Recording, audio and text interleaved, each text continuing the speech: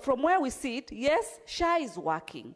And for it to even continue working and working better, we need to ensure that the staff from NHIF is fully absorbed within the system, because these are young people. Where do we expect them to go? For this system, which is bigger, which is, you know, the best system that we are having currently, and which is continue to work and has had some challenges, if we face off this team, then how do we ensure maximum output if we do not absorb these young people who have been working through NHIF to be absorbed in SHA? It's something that where I sit as a member of the Health Committee will take keen interest on ensuring that this issue is addressed. The way we've also taken care of the other issues, like the UHC employees, which we've pushed, that the budget as we speak right now is over 4 billion budget, 1.7 billion, Mr. Speaker, for doctors' arrears that we've still pushed, and many other funds, especially the CHP funds, that we've also pushed, and these allocations are there. Senator Kinyua. Asante sana Bwana Spika kunipa fursa hii. Kwanza kabisa nataka kuunga mkono taarifa iliyoletwa na kiranja wa wengi kuhusu mfumo mpya wa afya wa SHA. Bwana Spika, ni vizuri ijulikane ya kwamba wakati tulipopata katiba mpya, watu ambao walikuwa wakifanya kazi katika manispaa na katika gatuzi zile zingine, Bwana Spika, walijumuishwa na kuajiriwa katika gatuzi zetu, Bwana Spika. Vile vile, Bwana Spika, itakuwa ni vizuri na ni bora zaidi wafanyikazi ambao walikuwa wakifanya na NHIF waweze kujumuishwa katika mfumo mpya wa SHA. Ndiposa sehemu ambazo hazifanyi vizuri kabisa, Bwana Spika, hawa wafanyikazi waliokuwa na uzoefu, Bwana Spika, wataweza kuleta ule utaratibu mpya, Bwana Spika, na wale wafanyikazi, Bwana Spika, wanapaswa kujumuishwa. Bwana Spika, kikatiba itakuwa si vizuri, Bwana Spika, kuwadhulumu hawa wafanyikazi ambao wengi wamefanya kazi na mfumo wa NHIF, Bwana Spika, na hata ijapokuwa, Bwana Spika, mfumo mpya umeletwa, hawa wafanyikazi kisheria wanapaswa wajumuishwe na waweze kuendelea, kwa sababu wamekuwa kitegemea ile kazi, Bwana Spika, na wameifanya kwa uzuri. Lakini kwa sababu ni mambo yamebadilika, kumeletwa mfumo mpya, ni vizuri wale ambao walikuwa wakifanya kazi pale wakumbukwe na wajumuishwe, Bwana Spika, kwa sababu wana familia, maisha yao yanapaswa kuendelea mbele, na sisi tukiwa wakilishi wao, Bwana Spika, na kwa sababu afya tayari imepelekwa katika gatuzi zetu, tunapaswa kuifuatilia na tuone inafanya kazi, na itafanya kazi, Bwana Spika, ikiwa kuna vifaa na vile vile kuna wafanyikazi. Kwa hivyo wafanyikazi ambao wamezoea na wana ujuzi na wamebombea katika ile kazi ni wale ambao ni wa NHIF. Kwa hivyo, Bwana Spika, nakubaliana na Senator Boni kwa hii taarifa aliyoleta, tuweze kuwajumuisha na waweze kuendelea na kazi ambayo wamekuwa akifanya. Bwana Spika, nashukuru kwa kunipa msa huo. Senator Mundigi. Asante Bwana Spika kwa kunipa ruhusa niweze kuchangia mjadala wa mambo ya SHA na SHI. Bwana Spika, ningeomba wakati huu tunataka kuangalia kaunti zetu zinaendeleaje ama nchi yetu ya Kenya juu ya economy recovery. Tuache mambo ya vita mingi.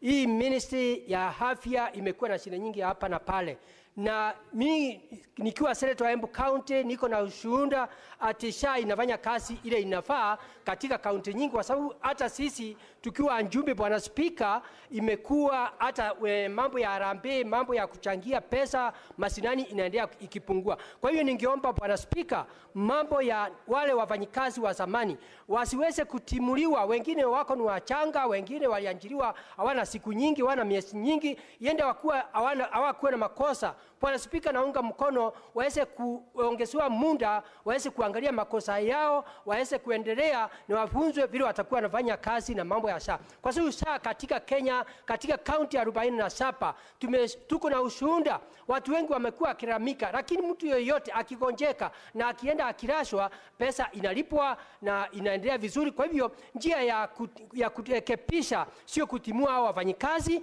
ni njia ya kuwarekebisha, kwa sababu kuna njia ya kuwarekebisha, wako na ujuzi wa elimu. Kwa hivyo mimi naunga mkono waweze kuangaliwa, ndio waweze kurudishwa kazini, wasitimuliwe mambo. Tumeona miaka mingi watu wengi wakitimuliwa wanaenda wanakufa, familia inasoroteka, kunaharibika. Kwa hivyo agenda ni kuangalia vile wataweza kuangaliwa, waweze kurudishwa kazi, ndio SHA iweze kuendelea vizuri. Pia mambo ya SHA, tumesikia hata wenye muziki wale ambaye wiki jana walikuwa wameitwa na deputy president wa Kenya, walikuwa 50 na wamekuwa wakishuhudia, na wamesema wataimba mambo ya Kenya vile SHA inafanya kazi, ingawa wengine nilisikia wakisema ni makosa. Lakini nashukuru rais wa Kenya na deputy waweze kuita wenye muziki wote waweze kuimba mambo ya SHA vile inafanya kazi katika nchi yetu ya Kenya. Kwa hiyo Bwana Spika, wale watu wanataka kutimuliwa ni heri warudishwe, waweze kuelimishwa, na ninajua wakipatiwa nafasi watajitetea na mambo ya SHA itaendelea vizuri. Kwa hivyo mimi naunga mkono hii mjadala wa Senator Karwale. Asante Bwana Spika. Senator Mandago.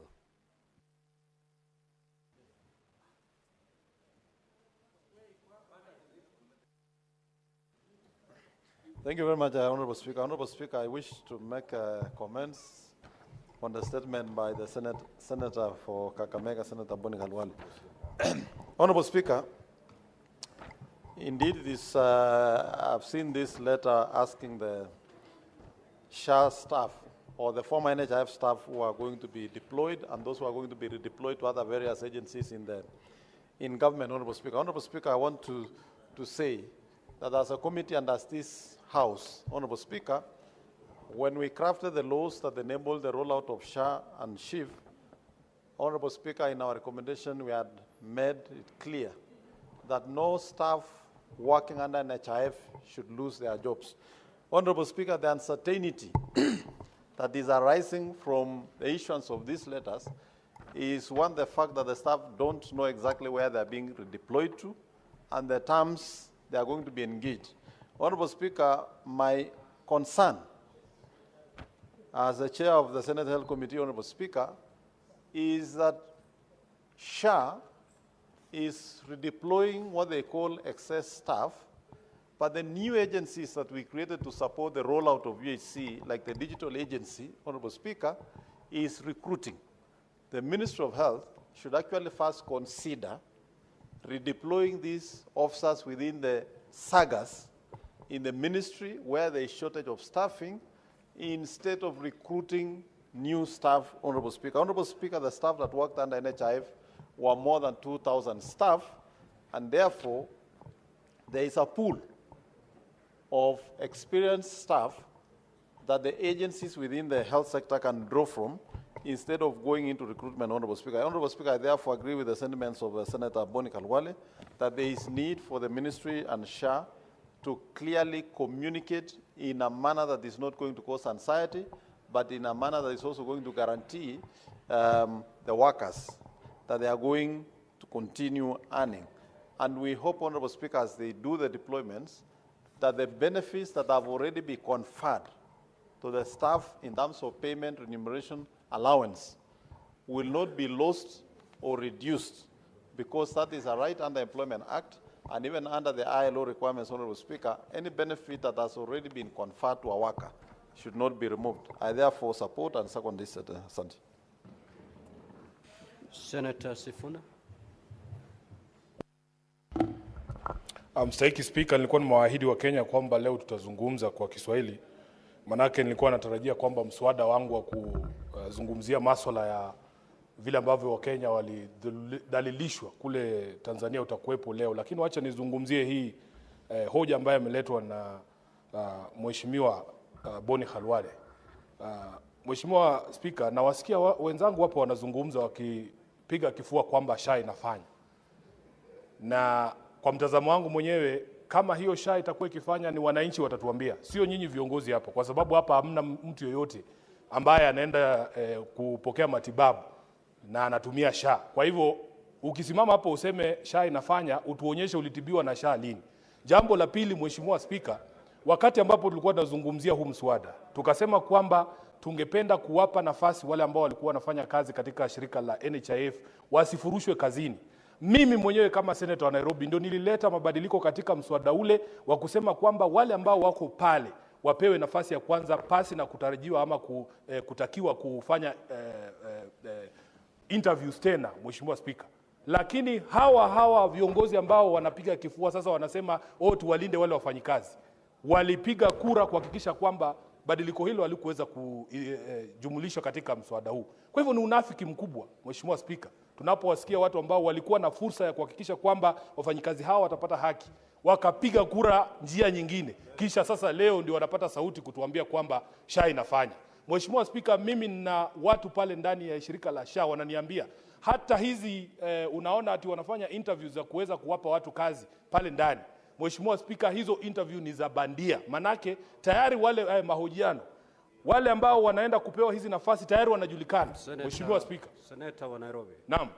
Tafadhali ukichagua lugha moja, itumie lugha moja. Usichanganye lugha.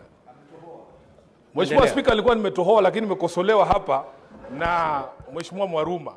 Kwa hivyo utaniwia radhi hapo tu, lakini nilikuwa nasema kwamba hizo mahojiano ambayo yanafanyika ni mahojiano bandia, wale wenye kupewa barua tayari wanajulikana. Jambo la kutamausha zaidi, Mheshimiwa Speaker, ni hata hawa ambao wamechaguliwa juzi kama madirector, Mheshimiwa Speaker, walikuwepo kwenye rada ya tume ya maadili na kupambana na ufisadi.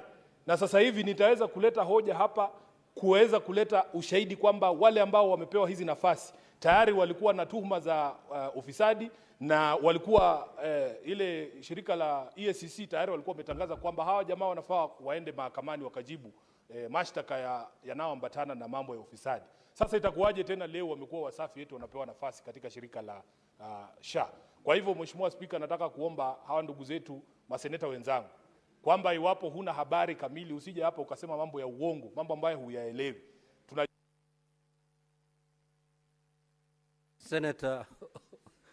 Senator Lekina. Thank you, Mr. Speaker. Mr. Speaker, I rise to support the statement by the distinguished senator from Kakamega. Mr. Speaker, the issue of uncertainty when you are an employee are things that makes us, and I'm sure most of us have gone through that process before the announcements for the results are done by the IEBC. So it is imperative, Mr. Speaker, that we clarify this matter, and I want to call upon NHIF or SHA to be able to make a determination of how many of the SHA employees are going to be absorbed permanently. And I know that there are those who have requested to be transferred to other government departments, so it will be important for them to be clear. But I want to assure the employees that as a member of the Health Committee, this is a matter which not only, that is not only dealt by the Labour Committee, but also the Health Committee will also be looking into this issue. There are certain things which must be clear, Mr. Speaker. And I hope that when the committee will be looking at it, because I know it will go with the Labour and also the Health Committee, is to look at the terms of engagements. How different are they compared to the previous NHIF engagement? It is important also that right now when we are all staff of resources, that SHA looks into a process that will avoid serious legal battles. These people are uncertain. They don't know about their tomorrow. They were employed on a permanent basis. So now transitioning into the new entity from NHIF to SHA must also be based on the same terms. So it is imperative that we look at that to end that uncertainty. I know there was a meeting between the Cabinet Secretary of Health who attempted to clarify the matter that all those employees will be absorbed. So I want to call upon SHA, and I know the new CEO is about to come in on board, maybe next week, that this would be the first thing that you can be able to do. The chairperson of SHA, Dr. Ali, I have a lot of confidence in him. I know that when they work together, they can be able to see that we end this bickering about and also this uncertainty. Thank you, Mr. Speaker. The Senate Majority Leader. Mr. Speaker, I have a quick comment on this issue of SHA, and I don't know why people get offended or worked up when we say SHA is working. What else are we supposed to say, Mr. Speaker? You know, Mr. Speaker, this addiction to bad news in this country, leaders must begin to live also and know that leaders are dealers in hope. I want to celebrate because I have visited 4 out of 6 of my sub-county hospitals in my county. And for each of those hospitals that I have visited, the one thing that I ask all the patients is, were you registered with SHA before being admitted? And for all of them, 100% that told me they had registered before, Mr. Speaker, SHA met part of their bill as any other insurance will be. So, Mr. Speaker, if we report back, we're only doing our duty because that is a work of a representative of the people. On this issue that has been brought by Senator Boni Halwale, it's an issue that is very serious and requires the keen attention of those that are addressing this matter. I voted, Mr. Speaker, against the amendment that had seen transitioning of all NHIF staff into SHA, Mr. Speaker. Fully aware why I did that, Mr. Speaker. Because I know for a fact, Mr. Speaker, that 95 or even 99% of former NHIF staff are diligent Kenyans, Mr. Speaker, who went about their duties very well. They worked and served this country well. Those needs to be considered. But I am fully aware, Mr. Speaker, that in NHIF we had staff, Mr. Speaker, that were approving the amputation of a human being 4 to 6 times, yet we know a human being has only 2 legs, Mr. Speaker. You want us to take those ones to share as well? There must be a vetting process. And I want to believe, Mr. Speaker, that that process needs to be done in a way that no Kenyan ends up suffering unfairly, Mr. Speaker. And for that reason, Mr. Speaker, I hope that our health committee, Mr. Speaker, when they consider this particular matter, Mr. Speaker, will guide.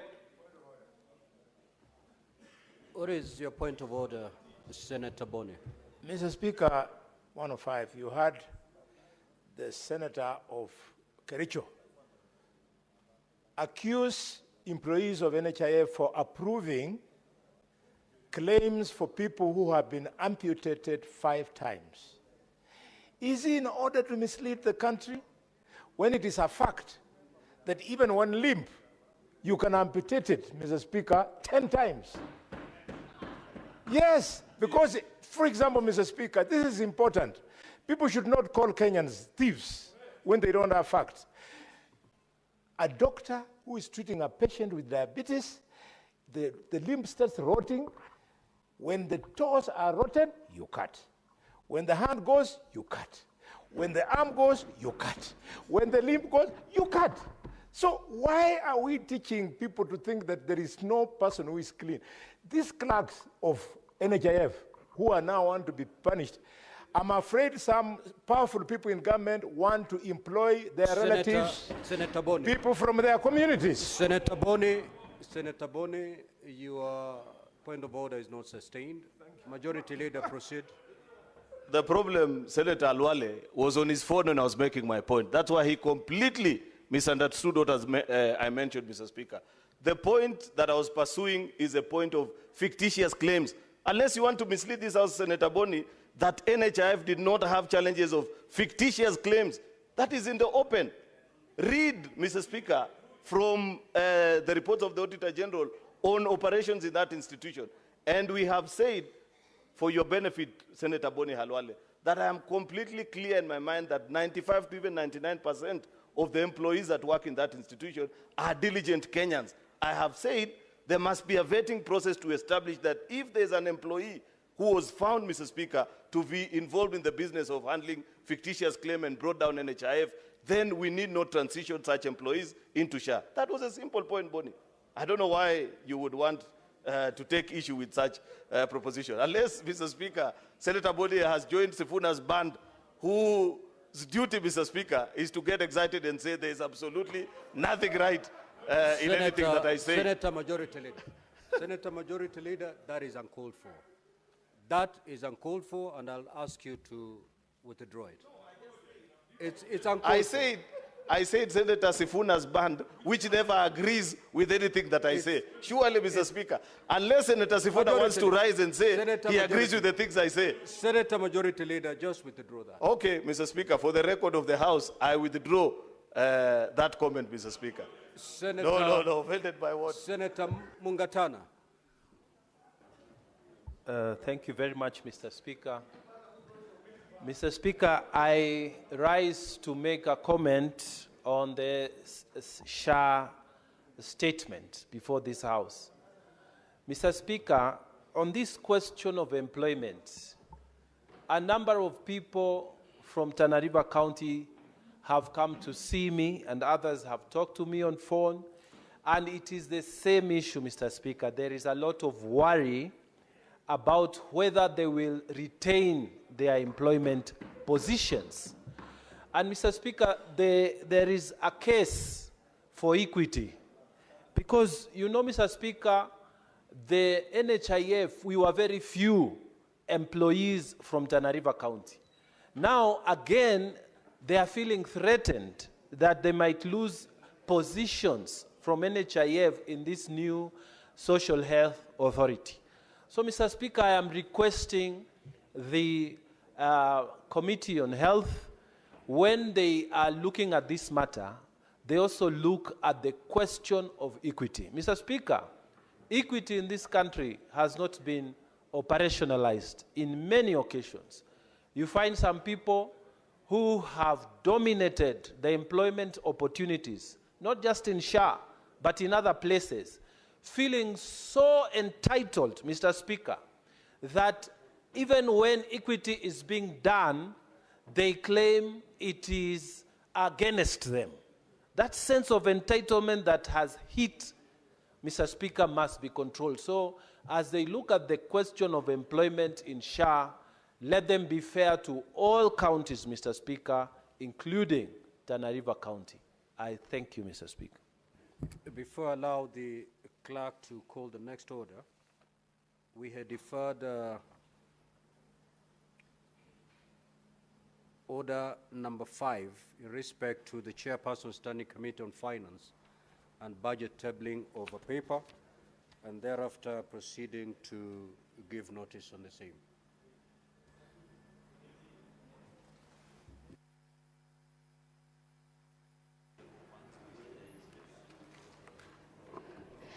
Mr. Speaker, I beg to lay the following paper on the table of the Senate today, the 27th of May.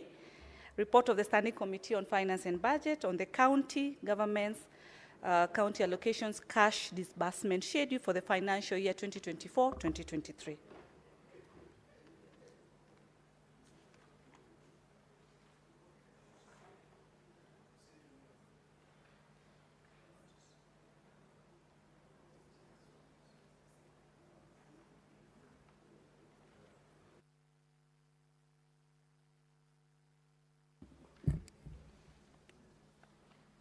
Now, the Chairperson, Standing Committee on Finance and Budget, you may proceed to give notice on the same.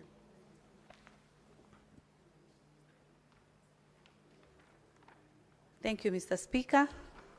The report of the Standing Committee of Finance and Budget on the county government's additional allocation cash disbursement schedule for financial year 2024-2023. Mr. Speaker, I beg to give notice 2024-2025. Thank you. I'm happy when I notice that my Senator Nairobi is always very keen.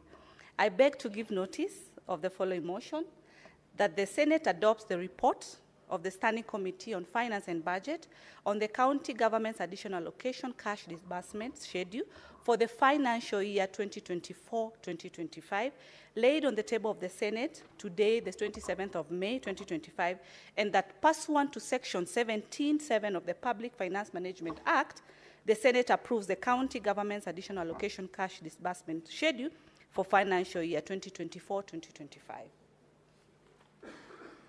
Next order, clerk.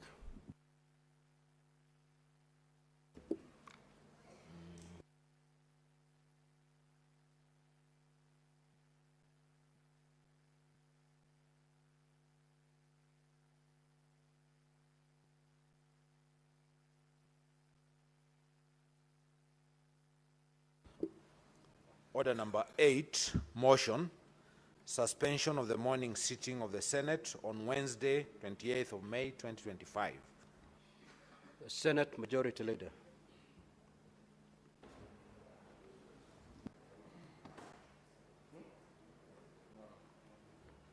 Mr. Speaker, I rise to move the following motion, that Notwithstanding the resolutions of the Senate made on the 19th of February 2025, pursuant to Standing Order number 32 on the approval of the Senate calendar regular sessions for the fourth session 2025, and further notwithstanding the provisions of Standing Order number 34, the Senate resolves to suspend its morning sitting on Wednesday, the 28th of May 2025. Mr. Speaker, this is a fairly straightforward matter.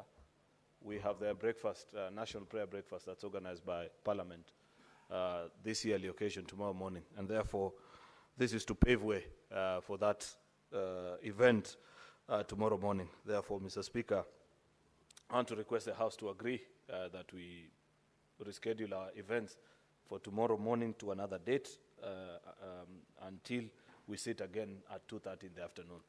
Mr. Speaker, I want to request the Senate Minority Whip, Senator Ledama Olekina, to second.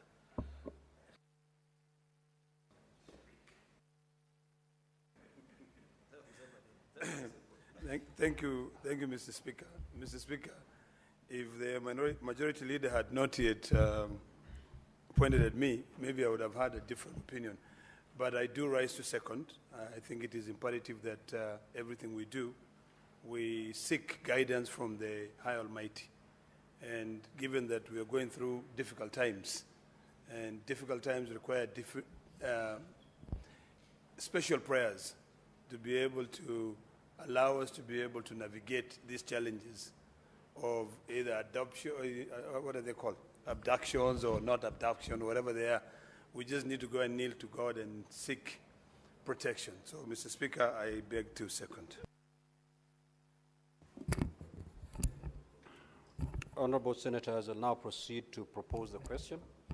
The notwithstanding, the resolution of the Senate made on the 19th of February 2025, pursuant to Standing Order 32, on approval of the Senate calendar regular sessions for the fourth session 2025, and further, notwithstanding the provisions of Standing Order 34.1 of the Senate resolves to suspend its morning sitting on Wednesday, 20th May 2025.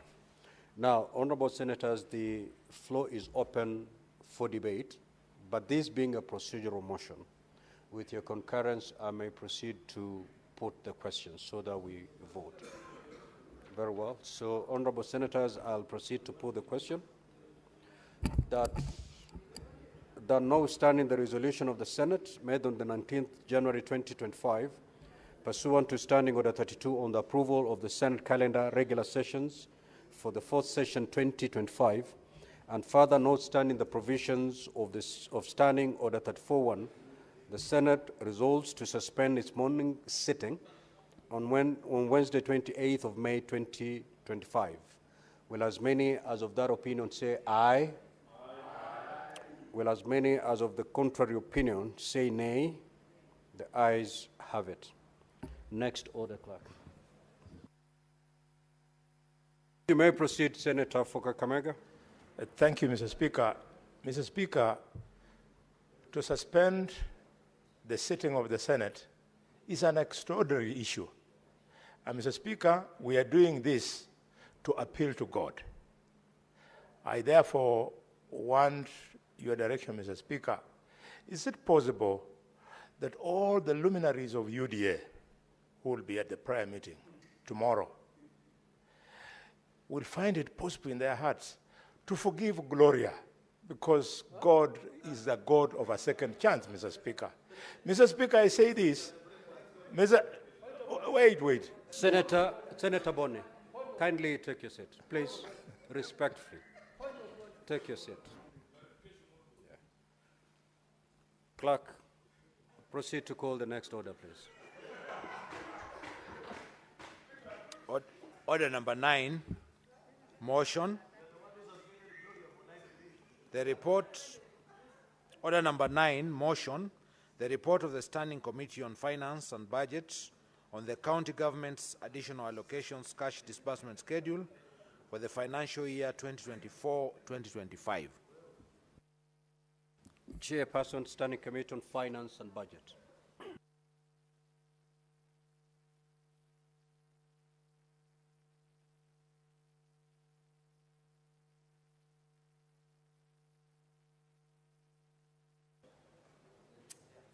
how many? 1, 2, 3. No, watu wako kwa lounge I want to kujeni. Kujeni tutafute watu. Let's go to the lounge and call. Boni, please. Tutafute watu. We must pass this. We have Mark.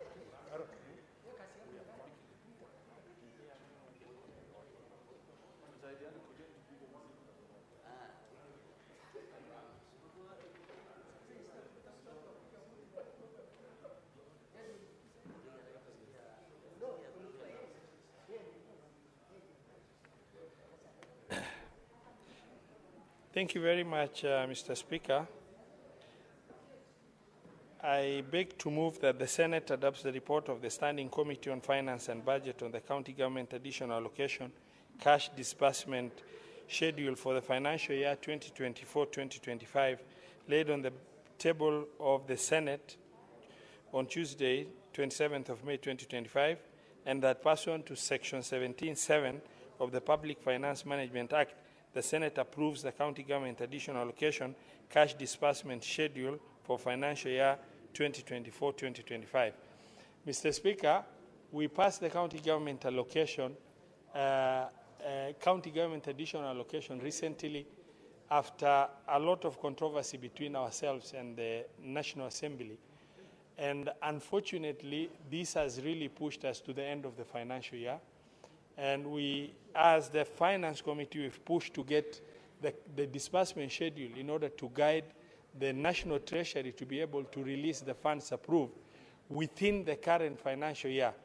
And in the report of the committee, we're recommending for approval of the cash disbursement schedule as contained, the county additional allocation as contained.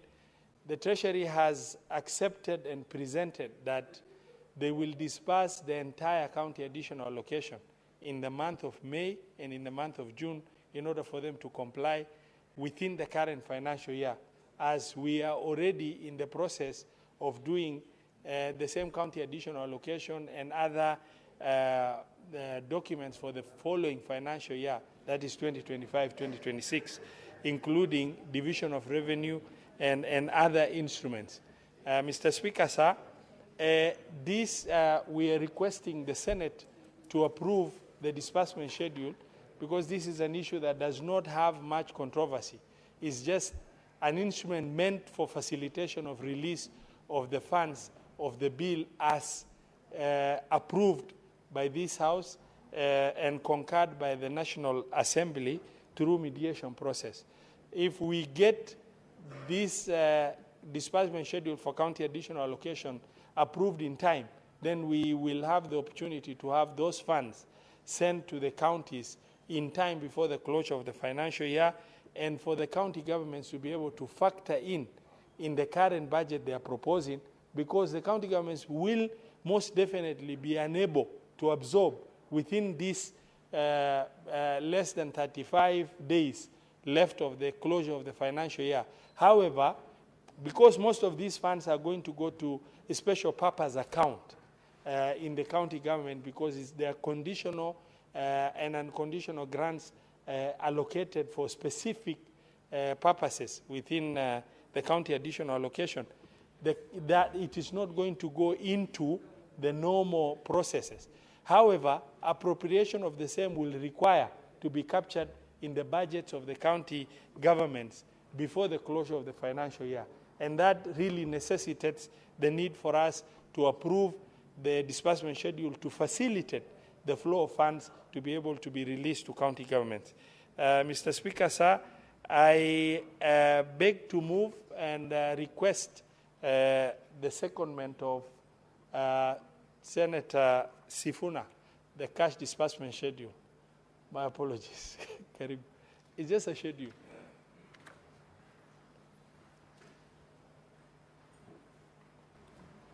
Honourable Speaker, I rise to second. But of course, I was expecting that the chair of the Finance Committee would say a few words about the fact that from the first day that we came to this House, we have passed a disbursement schedule every financial year. National Treasury has never complied with any of the disbursement schedules that we have passed. So I don't know, Honourable Speaker, what confidence the chair has that this ritual that we engage in every year has any meaning at all. If you speak to the county governors, Honorable Speaker, they will tell you they have been receiving the disbursement of the shareable revenue for February in May, Honorable Speaker. Why do we engage in this ritual? I am hoping that the people who have been here before or longer can explain to us, really, do we need to do this? And the Chair of Finance has rightly noted, if you look at the time that is remaining in the financial year, then you disburse in 2 tranches. And I am sure, I highly suspect that it will not even be done as he has proposed. My view would have been, Honorable Chair, that Treasury must be told to send that money in 1 tranche in this month of May, Honorable Speaker, so that we don't have those stories of capacity to absorb or the time to absorb these resources. Otherwise, for me, as I second, this ritual has never made sense to me because no one listens to us. I thank you, Honorable Speaker. Honorable Senators will now proceed to propose the question, which is that the Senate adopt the report of the Standing Committee on Finance and Budget on the county government's additional allocations cash disbursement schedule for the financial year 2024-2025, laid on the table of the Senate on Tuesday, the 27th of May 2025, and that pursuant to Section 17(7) of the Public Finance Management Act, the Senate approves the county government's additional allocations cash disbursement schedule for the financial year 2024-2025. Now the floor is open for debate. The Honorable Osotsi.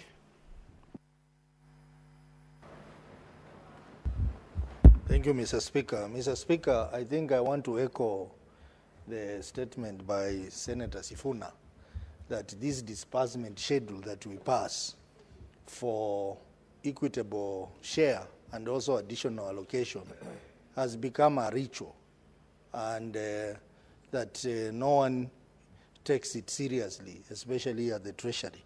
Not in terms of the amounts, but in terms of the time when the money is sent.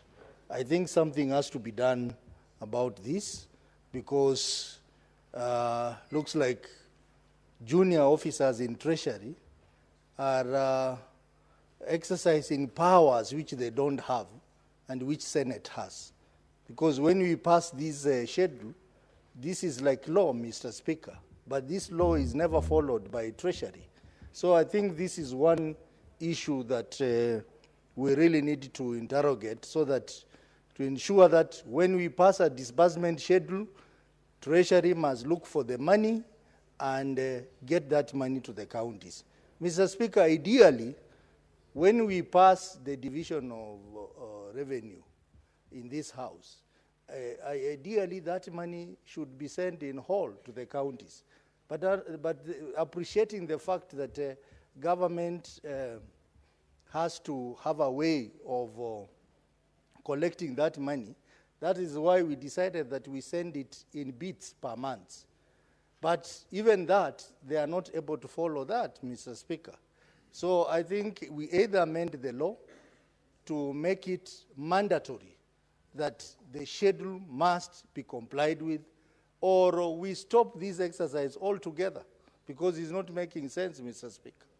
Mr. Speaker, on the issue of additional allocation, it is just this month is ending this week, and then we start June. I wonder, even if this money is sent to the counties, whether they will have time to absorb this money, Mr. Speaker. That's why I support the sentiment that instead of sending this money in 2 tranches, this money should just be sent in 1 tranche this month, tomorrow. This money should be sent tomorrow so that at least counties have a month to absorb this money. Otherwise, Mr. Speaker, we will be just creating an opportunity for this money to be plundered or this money to be taken back because it has not been spent. Otherwise, I support the motion, but with that additions that maybe the committee should insist that this money should be sent in 1 tranche at a go. Thank you, Mr. Speaker. Senator Mandago. Thank you very much, Honorable Speaker. Honorable Speaker, I support the sending of the money to counties for this conditional allocation. However, Honorable Speaker, I want to agree with Senator Otsosi that I think it is time we amend the law to make it compulsory for National Treasury to send the money to counties as has been allocated as per the schedule, Honorable Speaker. Honorable Speaker, we may also want to amend the PFM Act so that we separate the National Treasury from the business of managing finances of the national government, Honorable Speaker, because there's confusion in Treasury that treasuries seem to behave that they are a treasury of national government and county governments have to go there and beg. The Treasury is supposed to serve the two levels of government in an equal measure. Honorable Speaker, it is saddening to note that sometimes salaries for workers in county governments delay, but the salaries in national government agencies and the public service do get their salaries on time because the disbursement schedule is not being followed by Treasury, Honorable Speaker. And therefore, as we support the passage of this schedule, Honorable Speaker, we are concerned that National Treasury have continuously failed to honor the schedule that this House has developed, Honorable Speaker. Honorable Speaker, putting service delivery in counties into jeopardy, Honorable Speaker. Honorable Speaker, by failing to follow the disbursement schedule, National Treasury is continuously accumulating pending bills in counties and creating a situation where businesses are collapsing. And Honorable Speaker, one of the reasons or the purpose of government is actually to create employment. If we continue creating pending bills, we are destroying businesses that are actually employers of other Kenyans. Not all Kenyans will be employed by the government. Not all Kenyans will work in public service. There are Kenyans who are being employed by Kenyans who are entrepreneurs, who are running business, and therefore, when National Treasury delay or fail to follow that disbursement schedule, they are actually not only creating a problem for county governments, but they are also generally creating a problem in the economy, Honorable Speaker. And I therefore suggest, Honorable Speaker, to my friend and colleague, the Senator for Mandera and the Chair of Finance and Budget, that they, as a committee, they consider bringing amendments to PFM Act so that we can streamline this process and ensure that funds go to county on a timely manner, Honorable Speaker. I support. Senator Jonyut.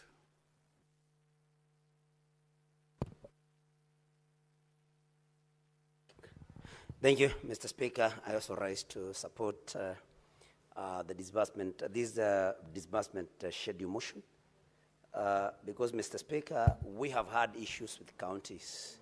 And every time we have an opportunity to meet governors or people who work for county governments in our counties, Mr. Speaker, sometimes they take us to task. And because, Mr. Speaker, we always tell people in our counties that we are the people that pass the division of revenue bill and therefore affording our counties cash resources which they spend, Mr. Speaker. But then sometimes these disbursement of funds take months, Mr. Speaker, and therefore service delivery is affected in a negative way. Mr. Speaker, as we support this motion, it's also important that we emphasize that the Treasury follows strictly the disbursement schedule that we are going to pass, Mr. Speaker, so that our counties can also be able to plan. Honorable Speaker, when you do not know when funds will be availed to you, it is very hard for you to plan. And for counties to offer services, Mr. Speaker, they have to do proper planning in good time.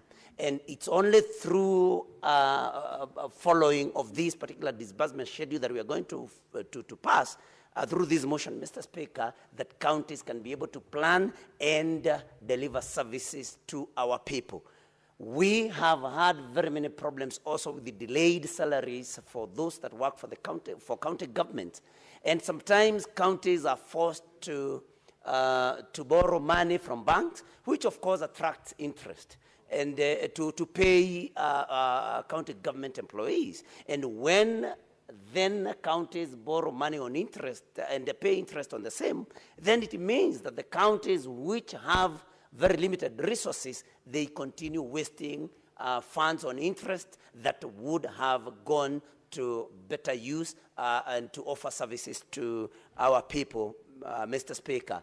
And so the Treasury should and must follow strictly this disbursement schedule and disburse money at the right time as per the schedule, in order for counties to be able to continue offering services in the right way, and so that we can also be able to oversight. Because if we know that counties have received funds in time, then we will be able to ask those very important questions as to why services have not been delivered, or as to why there are delays in delivery of the same. And so, Mr. Speaker, I support this motion that we pass this, that disbursement schedule be approved, so that, Mr. Speaker, we can continue doing the service that we are supposed to do to our counties. Thank you, Mr. Speaker. I support. The Senate Majority Leader.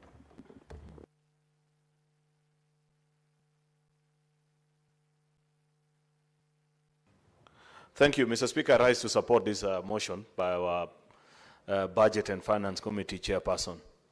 And this what now has been termed as a ritual. I think somebody referred to it as a ritual, which nobody adheres to, and should be of concern to us. Where I'm concerned, though, is what is being prescribed as a solution eventually to this problem. Mr. Speaker, I have listened to colleagues try to figure out what exactly can we do to ensure that the National Treasury complies with this cash disbursement schedule that we pass. It's important to bring to the attention of colleagues that while we do this ritual every year, Mr. Speaker, there is no record that for the last, I don't know how many years, in the existence of devolution, that there has been compliance with the schedule to the exact date and time, Mr. Speaker. In fact, much as people may not agree to it, this is the closest we've ever come to a disbursement schedule, because I know many counties now are either catching up with March or April, Mr. Speaker. We have had instances in the past, Mr. Speaker, where we have gotten to June and counties haven't received their December disbursements. I know, Mr. Speaker, you know this for a fact. You have served as a county governor. And this problem doesn't seem to be going away anytime soon. Therefore, as a Senate of the Republic, we must think creatively, and we must find ways that are practical and that will eventually make our counties economically viable. As they are today, Mr. Speaker, this is not possible. Look at what we are passing in this disbursement schedule, Mr. Speaker. We are passing additional resources, 2.9 billion shillings for the KIPES.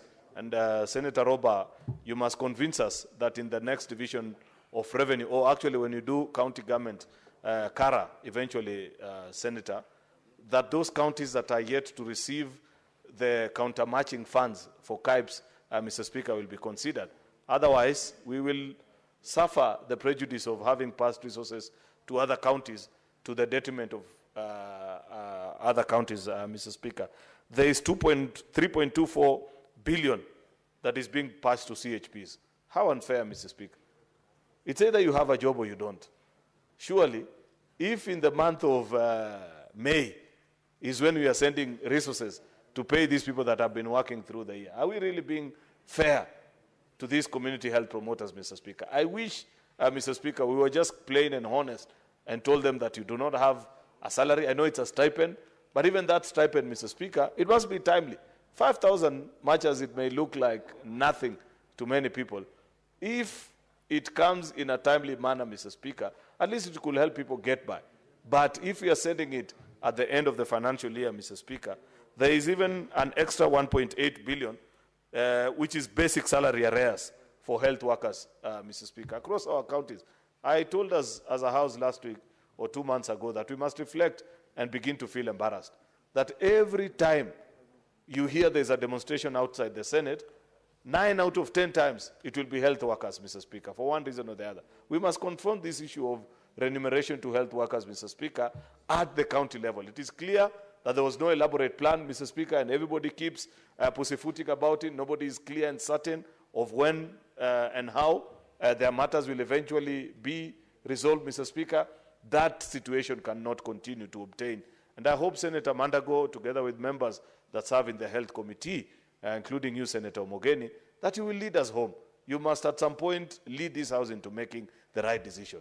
You must feel bad on behalf of all Kenyans who watch doctors, nurses, health workers, all these health professionals who come outside the Senate each and every year. Today they were there in the morning. I think they'll be back tomorrow. Maybe they're still there. It's not fair. And you as a committee must lead us as a House into making certain decisions that will resolve that particular answer. And you know, previously, all these other challenges that we've been told that, oh, the reason why they can't be considered jointly is that healthcare is devolved and therefore they are being left to be handled by the individual governors depending on how they're able to manage their politics, Mr. Speaker. That cannot be allowed to obtain for too long. Lastly, Mr. Speaker, is to leave it as a food for thought for Senator Roba, Senator Tabitha, my good friend Boni Halwale, and all these people that serve in the Budget and Finance Committee. I was before their committee this morning on a particular matter, Mr. Speaker, that perhaps it has reached a time where we may want to lead the country into issuing a devolution bond, the same way we issue infrastructure bond. I raised this 2 years ago. It wasn't picked up, but I want to still insist that we may want to consider that, Mr. Speaker, because we know on average how much we consume per year. And we also can project for the last, based on what we have consumed the last 10 years, what the annual increment normally looks like, Mr. Speaker. It will make more sense, Mr. Speaker, because I hear people say, oh, separate the treasury, do this or the other. If the resources are not there, they are not there, Mr. Speaker. We must find ways, just the same way Ministry of Sports and Ministry of Roads have figured out how to fund their roads and find ways through securitization, Mr. Speaker. We can as well issue a devolution bond, Mr. Speaker, through which National Treasury then pays back in the subsequent month on a yearly basis, so that we know for a fact, Mr. Speaker, that this pool of resources is purely dedicated to devolved units. At the particular date, the agreed time of the month, Mr. Speaker, counties receive that which is owed to them, Mr. Speaker. Otherwise, many businesses will continue to crash, Mr. Speaker, on account of supplying to a county government that you know will never pay you.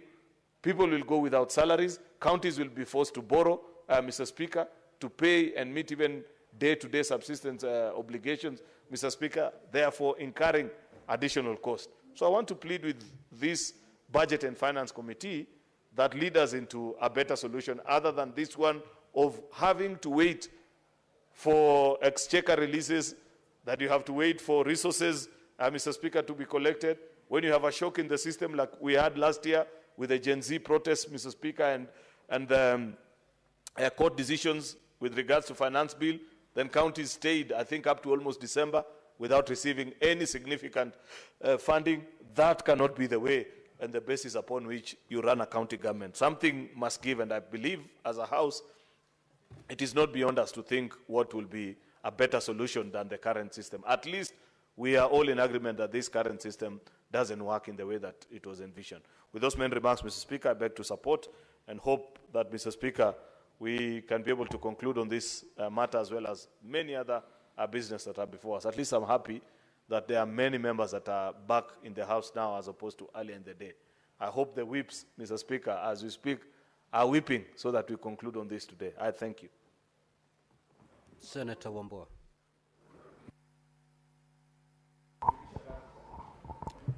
I thank you, the Speaker. Mr. Speaker, yeah, the majority side is weeping from the comfort of their chairs.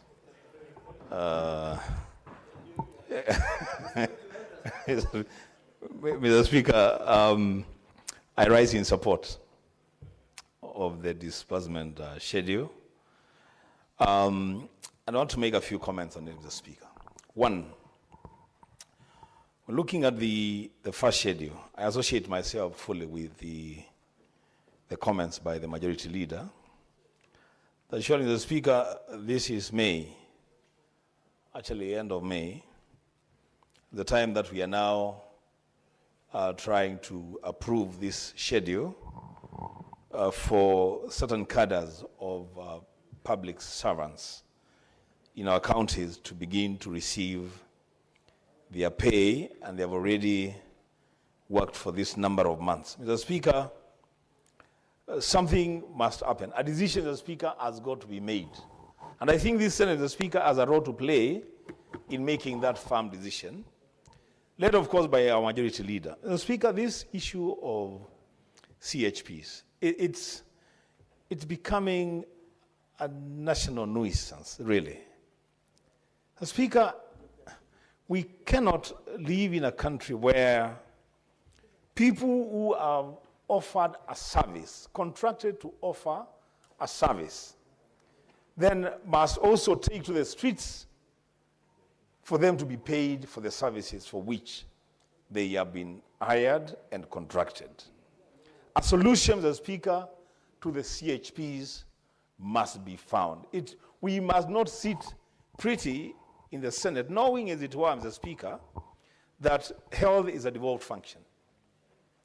I think, Mr. Speaker, I would want to challenge the Senate Committee on Health, led by Senator Madago. Mr. Speaker, I know they have tried to do what they have tried to do, but I want to challenge them to now draw the line in the sand and say enough is enough. We cannot have these demonstrations outside Parliament, in the streets of Nairobi, every day, every week, for people just demanding the same thing, and it is their right to be paid this money, Mr. Speaker. Something really must happen so that we get done with this matter. Mr. Speaker, on the issue of, under the same schedule, the first schedule, on the issue of KIPES. Mr. Speaker, for whatever reason, whatever wisdom was used to phase out the allocation of the national government share to county governments to construct the industrial parks, there were two phases that I know of. There was phase 1 and then there is phase 2. My county, Kitui, Mr. Speaker, did not make the list for the first phase.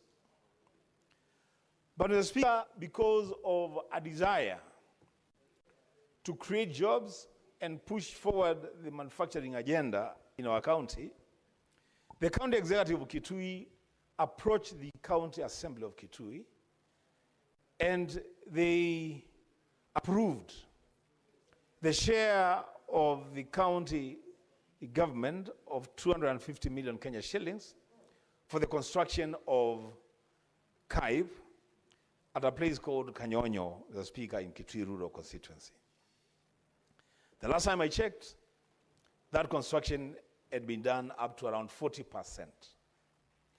But, the Speaker, there are counties that have already received the government share of KIPE. And they haven't even done 5% of those constructions.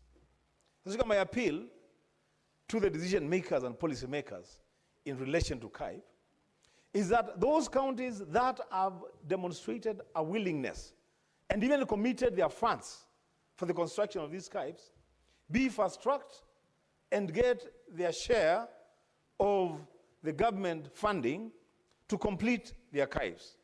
So, Speaker, when you look at the schedule for Kitui, it is blank all through. That the entirety of this financial year will not receive a cent from the government share. And yet we have committed our own resources for the construction of the KIPE at Kanyonyo. And as I said, this is a non-discriminatory expenditure where the county government of Kitui and all other county governments have no discretion. It's a decision that has been taken at the national level that they should be constructed, Mr. Speaker. The least that we can do is to match the amounts of money that counties have spent on these CAIBs to ensure completion and utilization of the facilities. Second, Mr. Speaker, the second schedule is on the issue of court fines. Speaker, I don't know whether this interpretation is right, and Senator Robert will have to help me with this. I don't know whether there's a correlation between the level of crime in a county and the amount of money that is allocated to these counties as part of the share from court fines. And if there is a correlation, Mr. Speaker, then I must thank the people of Kitui profusely, Mr. Speaker. Because for the entire financial year, the only money accruing from court fines is only 100,000 Kenya shillings. I'm sure Senator Kakamega is wondering which heaven this is. I mean, this is, if there is a correlation then between crime and the amount of money that accrues from court fines, then the people of Kitui County are doing extremely, extremely well. Can't compare them with people from other counties that I want to mention. But Mr. Speaker, this money being what it is, because it is very, very little money. Mr. Speaker, some of this money, because it's already accrued, it's already realized revenue. I don't see why we should even be staggering this amount of money, Mr. Speaker, through the committee. Money is as little as this should just be disbursed once, so that then it's already realized revenue. It's not money that people will be looking for. It's money that they have contributed to the exchequer. If they can just get this money and do with it as is the right way to deal with it. Mr. Speaker, with those many remarks, I support the schedule. I thank you. Now, before I allow more comments on this motion, allow me to make this communication. I'd like to acknowledge the presence in the public gallery this afternoon of visiting teachers and students from Tengecha Boys High School in Kericho County. The delegation comprises 3 teachers and 57 students who are in the Senate for a one-day academic exposition. Honorable Senators, in our usual tradition of receiving and welcoming guests to Parliament, I extend a warm welcome to them, and on behalf of the Senate, on my own behalf, wish them a fruitful visit. Also, I'd like to acknowledge the presence in the Speaker's Gallery this afternoon, a visiting delegation of legal officers from the Parliament of Ghana, who are undertaking a benchmarking visit in collaboration with the legal officers in the Directorate of Legal Services in the Senate. Honorable Senators, I request each member of the delegation to stand when called out so that you may be acknowledged in the Senate tradition. Ms. Doreen Asante, Ms. Mary Wendy Yebo, and Mr. Edwin Trufor. Honorable Senators, on behalf of the Senate and on my own behalf, I extend a warm welcome to them and wish them a fruitful visit. I'll call upon the Majority Leader to extend a word of welcome to both delegations. You may proceed, Majority Leader. Good. Thank you. Mr. Speaker, I join you on behalf of my colleagues here in the House this afternoon to welcome this visiting delegation from Tengecha High School. This is one of the top performing schools in our county. I hope, Mr. Speaker, that they will get a full value of the time that they took out of school to come and interact with members here. I have watched them patiently and keenly follow through with the discussions in the House this afternoon. I did not know that they are from my county, but I'm proud of them for the journey that they have traveled in making this institution a great institution. Mr. Speaker, I wish them well as for the remainder of the day, and even as I travel back home to Kericho. I will step out briefly to meet with them, Mr. Speaker, and share with them one or two things. Lastly, Mr. Speaker, is to also welcome our visiting delegation from the Parliament of Ghana, Mr. Speaker. Our staff in Parliament, Mr. Speaker, rank up there with the very best you can find globally. I say this, Mr. Speaker, because I have served as a chairperson of the Staff Welfare Committee. and I know the dedication and the competence of our staff. Each year we receive delegations from across the globe, Mr. Speaker, who come to interact, learn, knowledge share, skill transfer from various parliaments around the world. Therefore, I hope that this delegation will not get anything less, but interact and learn and share knowledge together with our staff. I wish them well in the remainder of their time here in Kenya and as I travel back home. I thank you, Mr. Speaker. Senator Mungatana, we proceed with the debate. Thank you, Mr. Speaker. Mr. Speaker, I rise in support of the motion that is before us. Mr. Speaker, the Constitution of Kenya says in Article 202 that revenue will be raised nationally, but it will be shared between the two levels of government, between the national government and the county government. Mr. Speaker, one of the problems that I have identified since we have been in this Senate is that the National Treasury, Mr. Speaker, seems to be holding brief only for the national government. And it does not, in many ways, consider county government as part and parcel of it. Mr. Speaker, it is time that we consider seriously how we can pass legislation within the Senate in our capacity as the protectors of the counties so that we can create a separate treasury or a division within the treasury that specifically serves the county governments.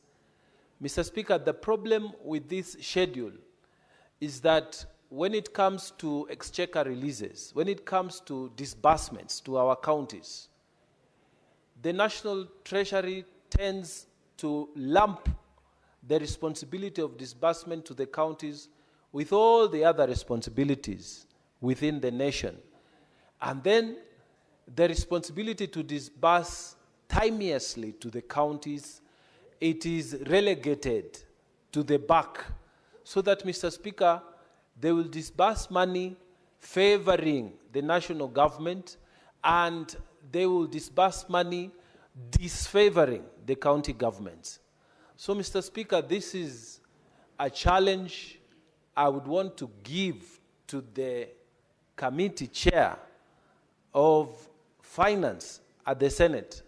Mr. Speaker, time has come for us to sincerely look at how we can use Article 202, that revenues are raised nationally and shared equitably between the national and county governments. Develop some law within that will create a department within the Treasury that is dedicated to county governments. So if monies are being raised by the Kenya revenue authorities, they should be equitably divided so that there are two sets of consolidated accounts. One set for the national government and one set for the county government. So that when we say there are delays in exchequer releases, then it will be specific that the Treasury from the county governments is not releasing the funds in good time. Mr. Speaker, if this is not done, then like other colleagues have said here in the past, or even in this debate, that it will become a ritual, that we shall pass a schedule, and then this schedule is not respected because the national government operates as if the Treasury only belongs to the to servicing the national government and not servicing the county government. So, Mr. Speaker, I think this is one point that we need to look at and see whether going forward we could even have a clear constitutional amendment that creates a treasury dedicated only to county governments, so that we have the treasury that will serve county governments and the treasury that will serve national governments. If this is done and done in a very technical and nice way, then, Mr. Speaker, we will not have even to debate schedules, because the funds will be disbursed at the correct time within the time that we pass. Once the Senate has approved, then it is processed from the treasury that is dedicated to serving the county governments. So, Mr. Speaker, I support and I pray that the Constitution will be followed in this manner. I support. Thank you. Senator Thangwa Karungo.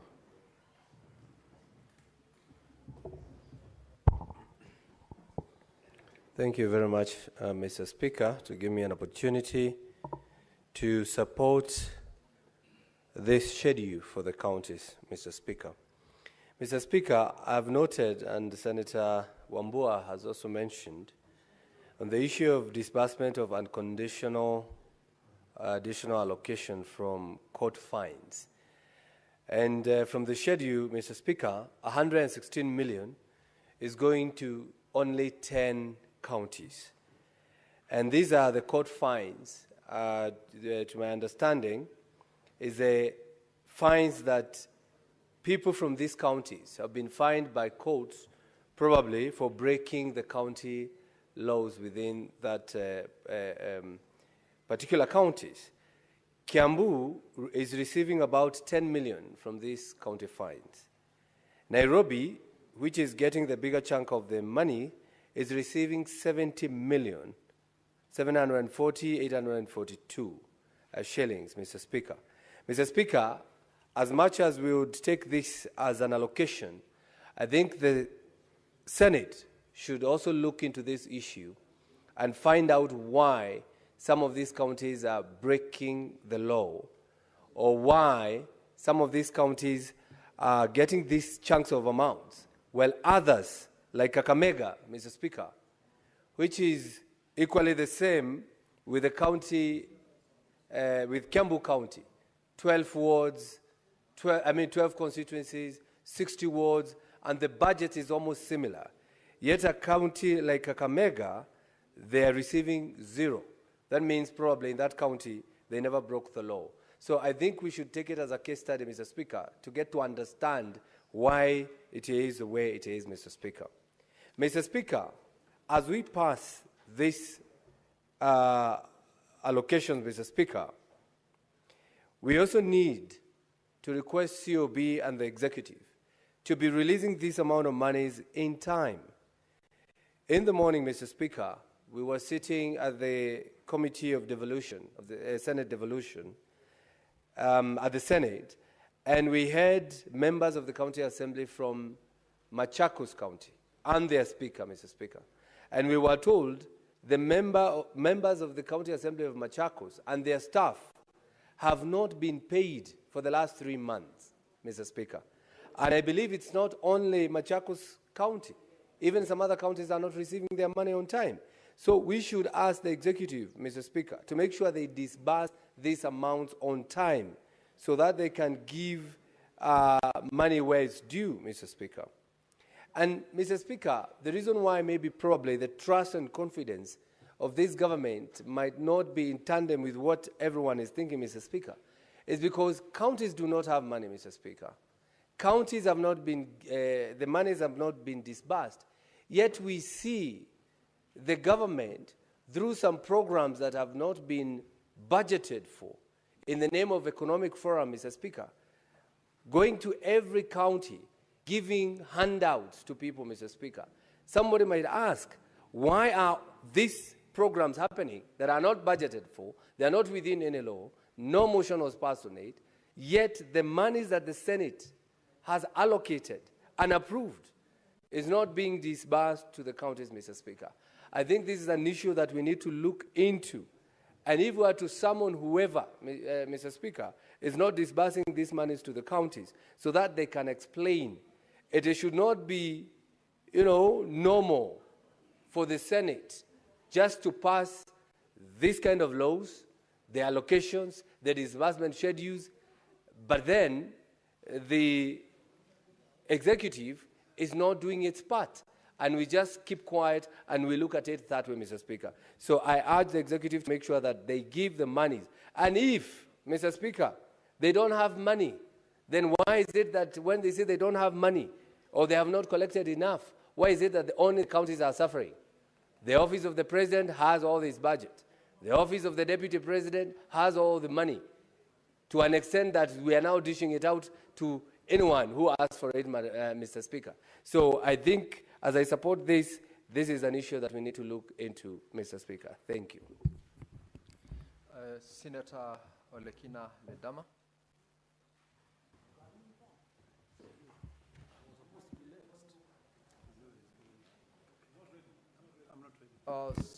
If Senator Olekina is not ready for a contribution, Senator Okongo Omogeni. What are you saying?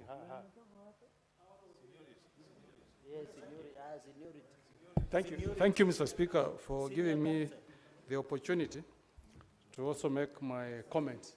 Mr. Speaker, first I want to appreciate the good work being done by our Chair, Finance, Senator for Mandera, Ali Roba, and I wish to make a few comments, Mr. Speaker.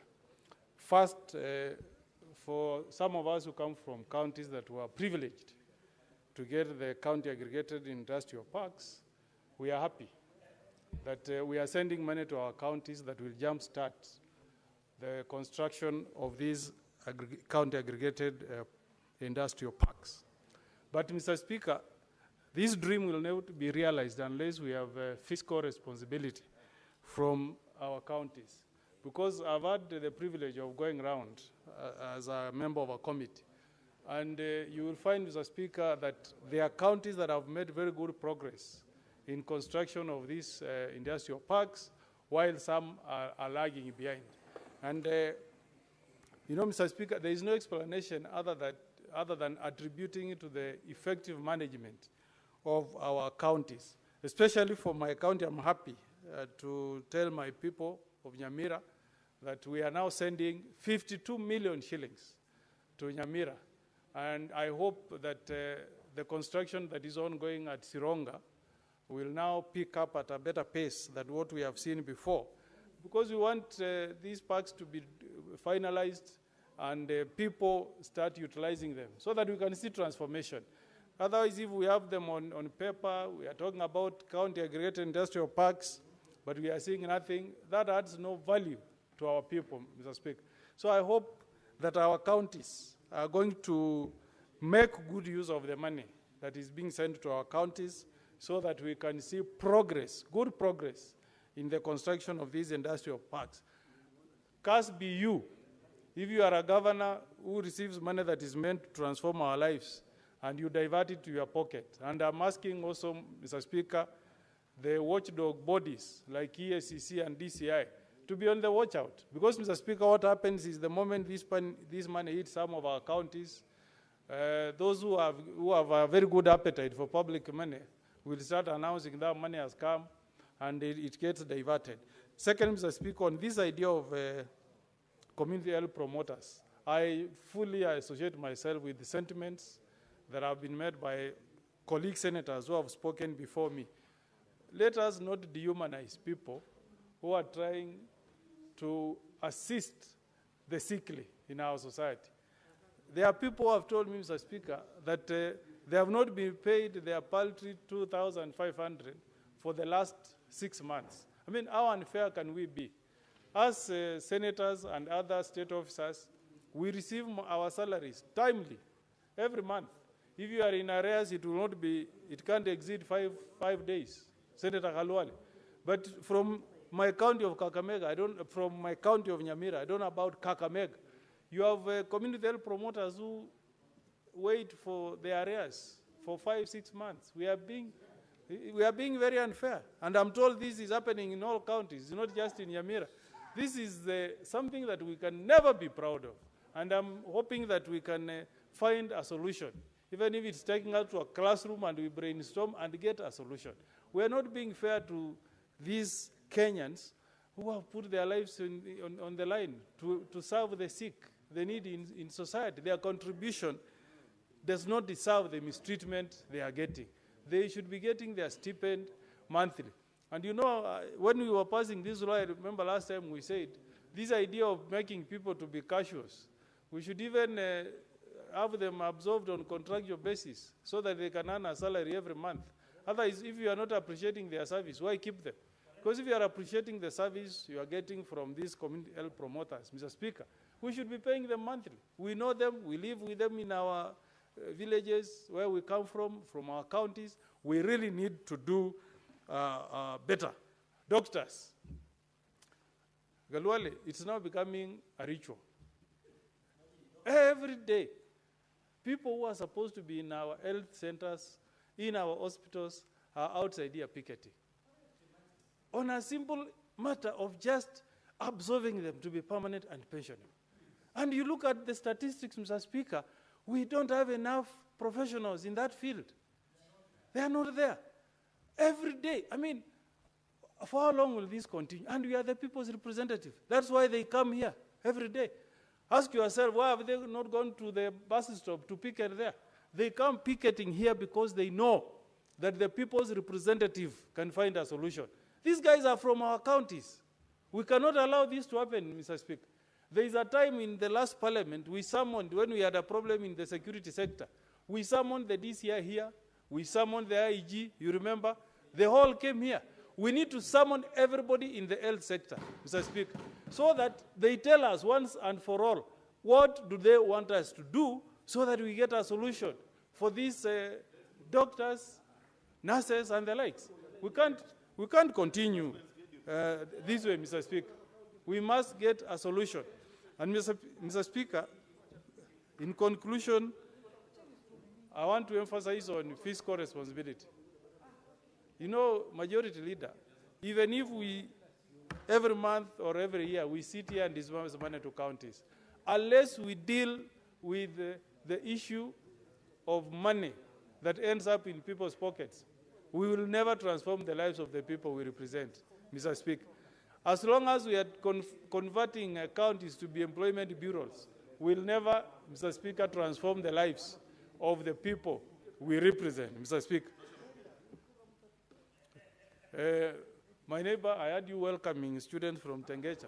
You should have emphasized that Senator Omogeni went to one of the best schools in Kericho, Kabianga High School. You should have mentioned that to them. Yeah, that I went to one of the best schools in Kericho that used to compete with the alliances of this world. So I really want to support Mr. Speaker, and I hope that our county, our chief executives at our counties will continue making good use of this money. We applaud those who have exercised fiscal Order, responsibility. Honorable Senators. Order, Senator Cherargei, Majority Leader. Order, Senator Eddy. Allow Senator Omogeni to conclude his submissions in peace. Yeah. So with those many remarks and under the coercion of my neighbor, Senator of Kericho, I beg to support, Mr. Speaker. Senator Mundigi. Asante Bwana Spika.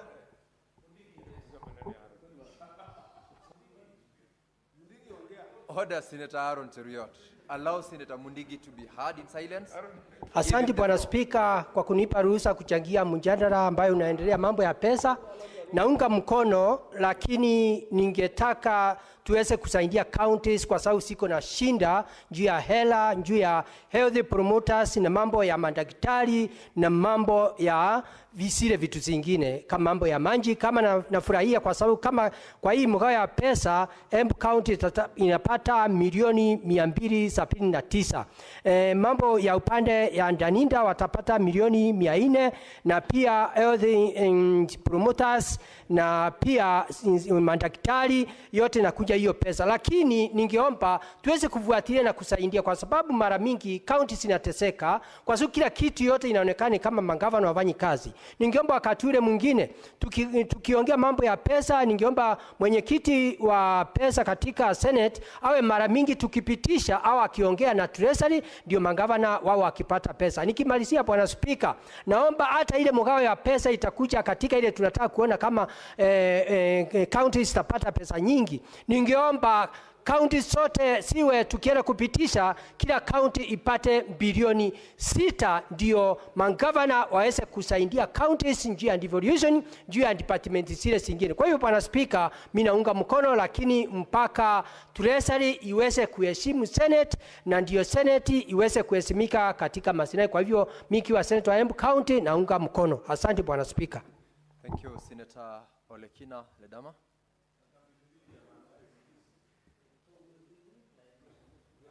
Thank you, Mr. Speaker. Mr. Speaker, I rise to make some brief comments. And noting that you are seated there, Mr. Speaker, I'd like to let the people of Bomet know that you've done a good job in making sure that they receive, at least with the CHPs, there are almost 74 million going to Bomet County. And also, in terms of the doctors' arrears, there's around 21 million going to Bomet County. Madam Speaker, Mr. Speaker, sorry, Narok County is equally, Mr. Speaker. Order, honorable senators. Mr. Speaker, order, Senator Boni Halwale. I am really trying to do my job here because my voice is just gone, but it's fine. But I still have to come back and work. It is important that all of us should be here, really, because this is our primary goal. As senators, Mr. Speaker, can you please protect me from your colleague and also my brother who wants CDF and I don't want it? I will not mention his name. But the issue here, Mr. Speaker, that it is important for all of us to be here because this is what brought us here, to fight for money to go to our counties. Every single day, Mr. Speaker, outside there, doctors are protesting. Doctors are demonstrating, asking for their money. I'm happy, although I'm sad, that it has taken us almost to the end of the financial year to be able to pass this additional allocation revenue. Just because we had a big fight with the National Assembly on the issue of the RMLF. I think this is the point where we now divide all these things completely. Because you will find that Narok County is going to be receiving about 325 million in loans, another disbursement from the World Bank, and other donors like Danida. But will 1 month allow them to be able to absorb all that money? We just need to be able to think seriously on the importance of dispersing this money when that money is due. Coming to the tail end of the financial year to discuss additional allocation revenue or cash schedule, to me, defeats the purpose of what we do here. It is important also that all counties receive a share of all the court fines. Narok courts normally collects a lot of fines. Why should we not calculate such that whatever amount each county receives, they get that money back to develop that county? Why is it that only 10 counties are receiving the court fines? Number two, Mr. Speaker, and I wish the Committee of Finance and Budget chair was here. I've not seen the royalties from minerals. We produce a lot of gold in Narok. Why haven't we received the money from royalties? The only thing you are giving Narok County is money to pay the community health promoters, which is very little, around 49 million. And then you are giving them 21 million in arrears to pay their doctors. Where is our money when it comes to the royalties? The Chinese and other people who subscribe to that arena of mining are trooping Narok. They are in Loita Hills illegally. They are in Migori. They are in the border of Narok and Migori, in Transmara district. Tons and tons of loans. Sometimes you sit here and you are going through the news and you find that the company Kilima Pesa, which is mining in Narok, is listed in the London Stock Exchange. You know, you also hear that they have discovered a huge piece of gold, which cost a lot of money. Where is our money? Those are the things that we ask. And that is why I want to beseech all of us here. When we are here, we continue fighting for our counties to get this money. So that we don't delay this, let us do away with this RMLF. If we cannot send RMLF to our counties, we put it aside. We develop another piece of legislation to argue on just that RMLF. You know, some of us feel like we shouldn't have kura. You know, that money should go to counties. But today, when we are sending this money, May, the financial year is coming to an end in June because of a sibling rivalry between the National Assembly and the Senate. Really, are we not just joking? There's nothing we are doing here. So, Mr. Speaker, as I support this, I hope that we can be, all of us can be comprehensive in terms of looking at this document. See how much is going to your county. If there is any mining in Bomet, Bomet should get royalties. If there is any mining in Kericho, Kericho should get royalties. You know, Migori should get royalties. Narok should get royalties. But we are not getting that money. Court fines, every county should get. Unless you're telling us that Narok County courts should never charge any court fines. Then we'll be fine. But in terms of our share, that money, if it is crime which is being committed, it is being committed in Narok. We have no street lights because it costs so much to be able for a county government to pay for the street lights. You know, that fine can be able to help us offset that expense. So, Mr. Speaker, as I support this, I really think that we should not be in a rush just to pass it. We should ask questions. And the Finance Committee, let us try to advocate and let us try to encourage equity. You know, I know we can never be equal, but some form of equity would be able to help us. You know, we are fighting for devolution, but we cannot be saying that we are people of Narok County now, when they commit crimes and the courts in Narok charge them fees, it should only support people in Nairobi. Nairobi, you should collect the money here from your courts and use it. So that is a matter that Majority Leader will need to really sit down and think about it. Otherwise, Mr. Speaker, I support. The Honorable Senator Samson Cherargei. Mr. Speaker, thank you. I'll just make 5 minutes comments. Mr. Speaker, before I make a comment with your indulgence, allow me on my own behalf and my family and on behalf of the great people of Nandi to pass my deepest condolences to the family of the late Father Alois Cheruiyot Adbet, who was unfortunately killed in Tot area, the parish priest of St. Matthias Mulumba Parish in Tot, Elgeyo Marakwet County, and to condole with the family. The Eldoret Diocese led by Bishop Dominic Mengich and the Catholic Church and the entire region, especially Nandi County and Kilibwani area, Mr. Speaker. And I hope justice will not only be done to him, but to his family and all of us, so that we know who the killers are. And I want to assure the people of Nandi, Mr. Speaker, and the family, that I will not sit until justice is done for the killing and slaying of Father Alois Cheruiyot Adbet, who was unfortunately killed by the criminals. And I hope peace will return in Kerio Valley. So, Speaker, the second point I wanted to make is I'm surprised also. Nandi, we have Karepe Gold Mine. One of the owners of Karepe Gold Mine are based in Germany and Britain. Yet here there is no royalties that Nandi has gotten. Mr. Speaker, are you aware Karepe Gold Mine is listed in the US that they are paying $200 million US, but we are not seeing on the principle of local content, 50-20-10. Mr. Speaker, it's not here. I want to challenge the chairperson of Finance and Budget. It is not fair to the people of Chemelil Chemase. It is not fair to the people of Tindred. It is not fair to the great people of Nandi, Mr. Speaker, because we have gold. And I know, Majority Leader, you are aware. If you are not aware, I'll organize a visit so that you see where we have gold in Karepe Gold Mine. I know. Yes, he knows. I'm happy he knows. Where they are paying $200 million on tax to KRA, Mr. Speaker. So we need to be told, why are we getting zero? I don't know Migori. I know Migori has also minerals. Imagine Narok. There is no royalties. I've seen Kakamega. Mr. Speaker, we must be told, where is the chairperson of Finance and Budget, Mr. Speaker? We must be told. And we must be told. Yes, because, and then number two, Mr. Speaker, the gold mine of Nandi must benefit the people of Nandi. That's what we are saying. The people in Kilipesa and Narok must benefit the people of Narok. They must be the people of Kakamega, Migori. We must see, Mr. Speaker. Therefore, I want to challenge on these royalties, even Majority Leader and Speaker, as we pass now. Because I support this, we must look on the issue of mining royalties. Or we will move to other fora, Mr. Speaker, to pursue justice.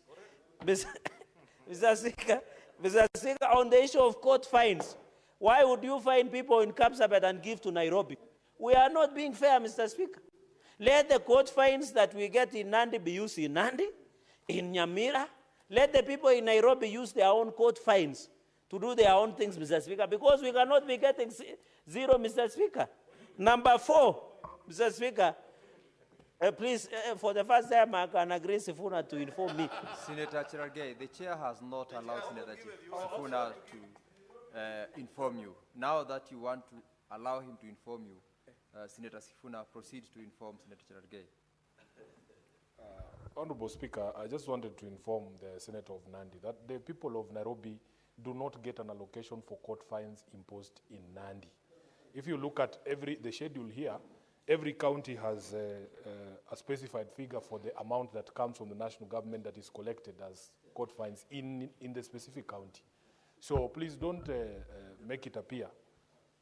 Don't make it appear that we take money from courts outside Nairobi. The Nairobi allocation is for courts in Nairobi, and there's a unique situation in Nairobi where we agreed with the judiciary, Honorable Speaker, that the city courts here will be manned and managed by the county government of Nairobi, and that all the fines that are collected there should go back to the people of Nairobi. In fact, the problem is Senator Cherargei, I think it's the same people. Sifuna, I think the information is home. Yes, I just want to conclude that, in fact, we in Nairobi feel that this figure, I think it was 87 million, was it? Is still very low, Honorable Speaker.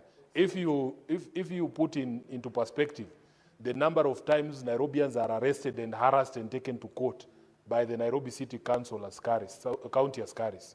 So our figure should actually be higher, but honestly, Speaker, it is putting in perspective the population and also the situation in the city. I thank you, Honorable Speaker. Proceed to conclude, Senator Samson. In the interest, I believe Mr. Speaker, I think this is the first time Senator Sifuna is giving useful information to this House, and I'm proud of him, Mr. Speaker.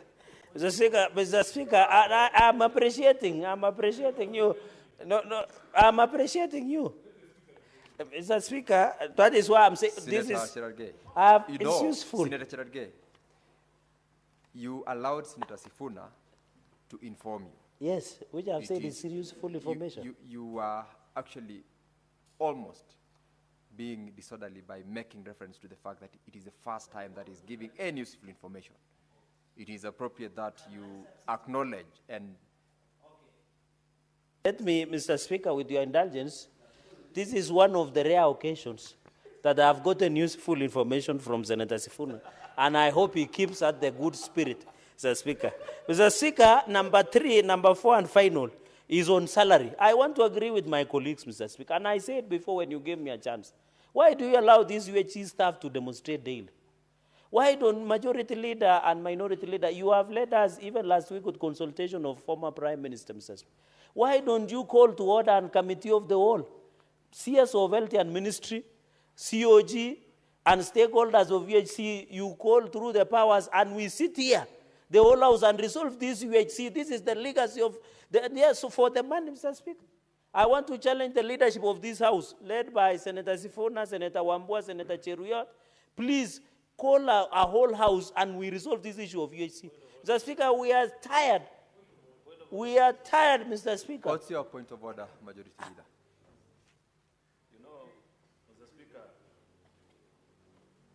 Last 2 weeks ago, I said that there is an emerging trend of content creators in the House instead of legislators. People, Mr. Speaker, who want to do things to the gallery, but they know very well that that is not where the solution lies. Senator Cherargei, I would have wished to help with this UHC challenge that we have. But you know for a fact that the solution lies in the National Assembly. All UHC staff are calling for is budgeting of their allocation for their salaries and consider absorption into counties, Mr. Speaker. Unfortunately, this is not the budget-making house, Mr. Speaker. In the division of revenue, we only consider resources that are divided vertically between the two levels of government, Mr. Speaker. But the final solution lies with our colleagues in the National Assembly. And I wish, in fact, today, when the UHC staff were outside here in the Senate, I sent a sergeant at arms to whisper to them that this is the wrong gate. The right gate to demonstrate is where they are now, Mr. Speaker, because they are presently before the National Assembly. So is it in order for Senator Cherargei to mislead UHC staff, Mr. Speaker, that their solution lies in the leadership of yours truly, and I don't know which other senator, while he knows for a fact that our powers are limited to division of revenue with regards to county allocation only, Mr. Speaker. I thank you. Thank you, Majority Leader. He made reference to the leadership of the House comprising Senator Sifuna, Senator Ombua, and yourself. So, Senator Cherargei, you take note of the comments by the Honorable Majority Leader, particularly with regard to the mandate of this House. What other point do you want to share, Senator Sifuna? No, Honorable Speaker, I wanted first to join the Majority Leader in saying that we as the leadership of this House have done our best for the UHC workers.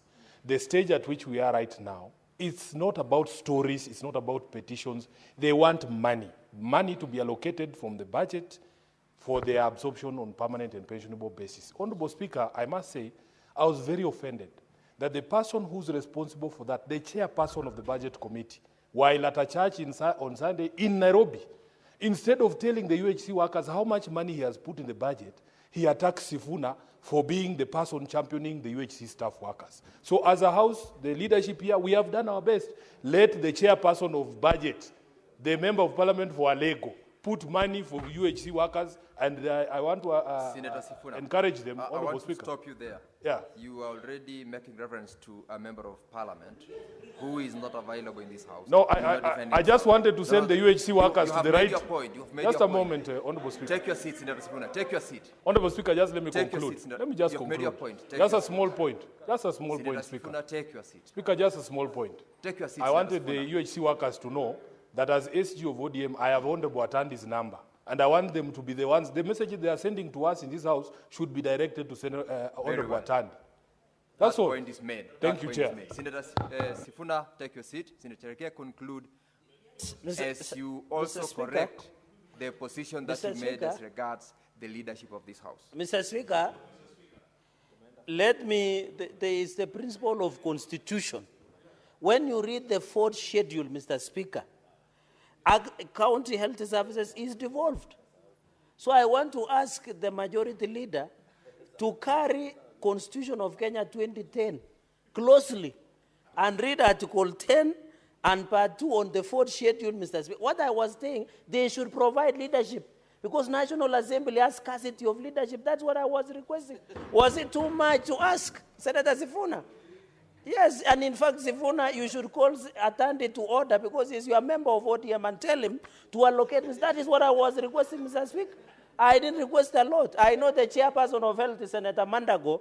Mr. Speaker, we were discussing this issue of UHC. What I want to appeal to the majority, Senate majority leader, because he also has ears and eyes of who is who in this country, to whisper, Mr. Speaker, so that this UHC can be resolved once and for all. Is it too much to ask on behalf of UHC? It is not too much, Mr. Speaker. That is what I'm all requesting, Mr. Speaker. Mr. Speaker, finally, so on this issue of salaries, and therefore leadership of this House, including yourself, Speaker, let us come out, provide leadership. In fact, when I ask, Mr. Speaker, you can see the majority are whispering that Anas, the person who knows Anas is Senator Sifuna. He said in public that he has Anas by the name. I don't want to mention the name. Was it Cindy or somebody? Mr. Speaker, and he said it on record in Migori in presence of Senator Kisheru, Eddie. And I don't know, maybe we'll ask him why. In fact, that is why Sifuna is my greatest supporter today. Because when you talk about anything around health, he remembers one nurse that changed his life. Mr. Speaker, Mr. Speaker, so the issue of salary that will come to Nandi is 176 million plus, Mr. Speaker. I want to challenge this will go to community health promoters, it will go to industrial bank and health sector, Mr. Speaker. I expect this money to get value, and I agree with Majority Leader. He has said service is not about brick and mortar. My hospitals in Nandi are coming down, Mr. Speaker. When you go to Kapsabet County Referral Hospital, when you want to visit the most dirtiest hospital in Kenya, just go to Kapsabet County Referral Hospital, presided over by Sang Maladministration, Mr. Speaker. So I want to challenge and call upon the chairperson of health, and I've challenged him central, to come to Nandi. When you come to Kapsengere, it's toll. You come to Kobujoy. Kobujoy is only, and you know the governor is your friend. God forbid if he gets an emergency medical condition. That project of Kobujoy Health Center is toll, and he has consumed 100 million, Mr. Speaker. So I hope my doctors and nurses and healthcare practitioners in Nandi will get value. Finally, on the issue of World Bank and Danida, Nandi is going to get over 480 million, almost to close 1 billion, Mr. Speaker. We need to see this value. I have seen my project in Soria Township has told. Yet this money has been released, Mr. Speaker, 485 million, Mr. Speaker.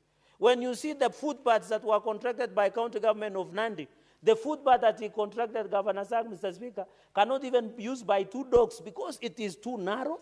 It cannot be used to pass by the 2 people, Mr. Speaker. We must be told what is the value. And 480 million, Mr. Speaker, is World Bank money. It is a loan.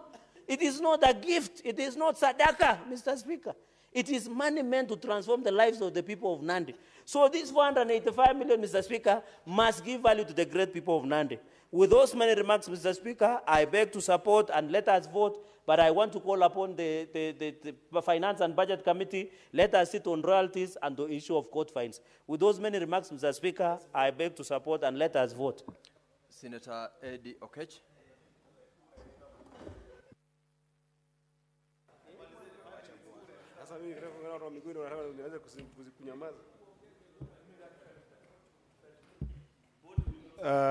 I thank you, Mr. Speaker, for giving me this opportunity to make a comment on this. Mr. Speaker, there are some clarity that I wanted to make here that are very, very important. Mr. Speaker, we share revenue in 2 forms. Number 1 is the revenue that we share from equitable shares required by under Article 202, where there is money we share between national government and county government. And that, Mr. Speaker, informed our DORA, which we discussed the other time. And then secondly, after that, Mr. Speaker, then we fight here for SIGA. We fight for additional allocation to counties.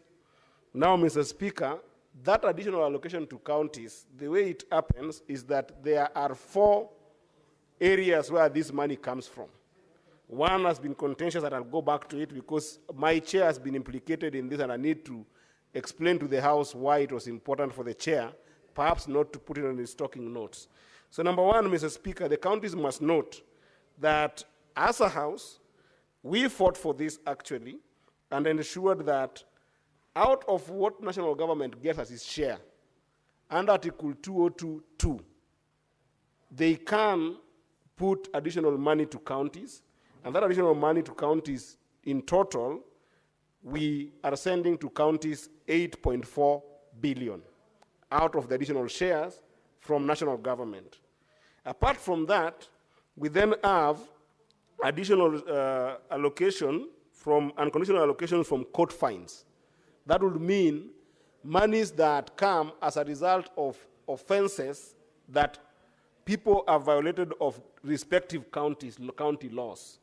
On that, Mr. Speaker, we are scheduling today 116 million that is supposed to go to counties.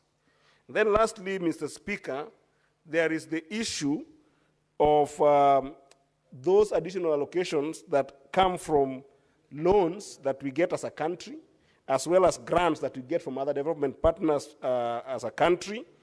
And in this 3rd schedule, we are sending 37 billion. Now, my county of Migori, in those sections, Mr. Speaker, it is important that I report to the people of Migori that apart from our equitable share that we sent to Migori that had now passed 8.6 billion, Mr. Speaker, On the national government share, number one, we are sending to Migori, or we are scheduling that Migori gets 186 million that is meant for KIPES. That is the County Aggregated Industrial Parks, which had commenced and taken root in Migori. The status is still wanting that the governor must take note and ensure that this 186 million we are sending does the rightful job. The second thing we are sending to Migori here, Mr. Speaker, is community health promoters who used to be community health volunteers, sometimes past. Of course, they were incorporated. And these CHPs are a key component of our healthcare system in Migori County, and we are giving an additional 88.4 million in this schedule. And Mr. Speaker, lastly, on that national government share, we are sending an additional allocation for doctors' salaries in arrears that are in Migori, Mr. Speaker. We are sending 27.7 million. In that category alone, we are adding a whooping 302 million to Migori County. I think this is commendable. But, Mr. Speaker, as it has been said, and it affects Migori and other counties, I wish the National Assembly, in passing this schedule, would have added under national government share a portion for universal health care workers. This should have, this is the portion that they should have added, Mr. Speaker, so that you can deal with this issue of moving the entire payroll of universal health care workers from national payroll and then putting them on county payroll, yet there is no money to follow that payroll. I think it's going to be problematic that we might face a situation where we will have a total collapse of primary health care because, Mr. Speaker, if that payroll is transferred to counties and there's no allocation under this additional allocation bracket, what will happen is that those workers will go to counties and then they will not work because there's no money. Then before they realize, they'll drop out, and hospitals, as well as all other healthcare facilities, will not function. So this is where I wish that the National Assembly, which, as senators have said here, Senator Cheruiyot has talked about it very passionately, Senator Sifuna has talked about it very passionately, this is a responsibility of National Assembly to be able to allocate money under this docket that could have gone to universal health care workers. And we will still fight for that and make sure that national government share must be able to take care of this. Moving on, Mr. Speaker, Migori County seems not to have so many offenders to the county laws because checking on this, we are scheduling under court fines as additional allocation just about 974,000 shillings. And Mr. Speaker, we are further scheduling to Migori County an additional 371 million under loans and grants. That includes FLOCA, that includes money from Danida, includes money from World Bank. And in all this total basket, Mr. Speaker, we are adding Migori County an additional 674.8 million. This is money that, Mr. Speaker, if you put to good use, it should be able to transform the life of people of Migori County. And I want to urge the leadership of Migori County, the county government, that after doing all this work here, we must make sure that these monies are put to good use and are put in a place that they can be able to serve our people. Lastly, Mr. Speaker, I said I wanted to bring a recourse to a conversation that has implicated the chairperson of finance on the issue of mineral and royalties. The reason why it's not comprehensive here, Mr. Speaker, ordinarily, that amount of money should also feature as an additional allocation to counties in this conversation. Because there are counties like Migori County that has got a lot of gold, and this money sometimes leaves our communities.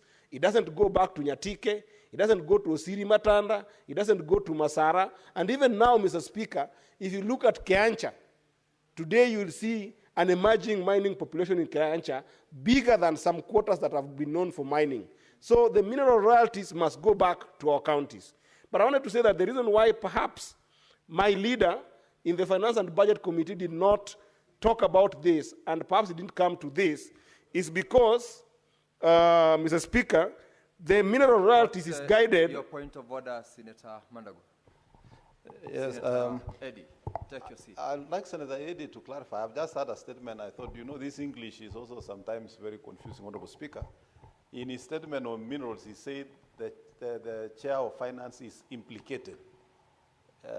This English will, the people of Mandera might think that their senator has begun some mining business, while to my understanding and perception, he was referring to the committee in terms of the role of minerals. Maybe so that it is clear, and because this is a house of record, Honorable Chair.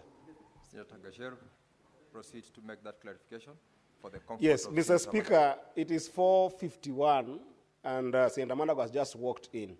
So I understand his plight.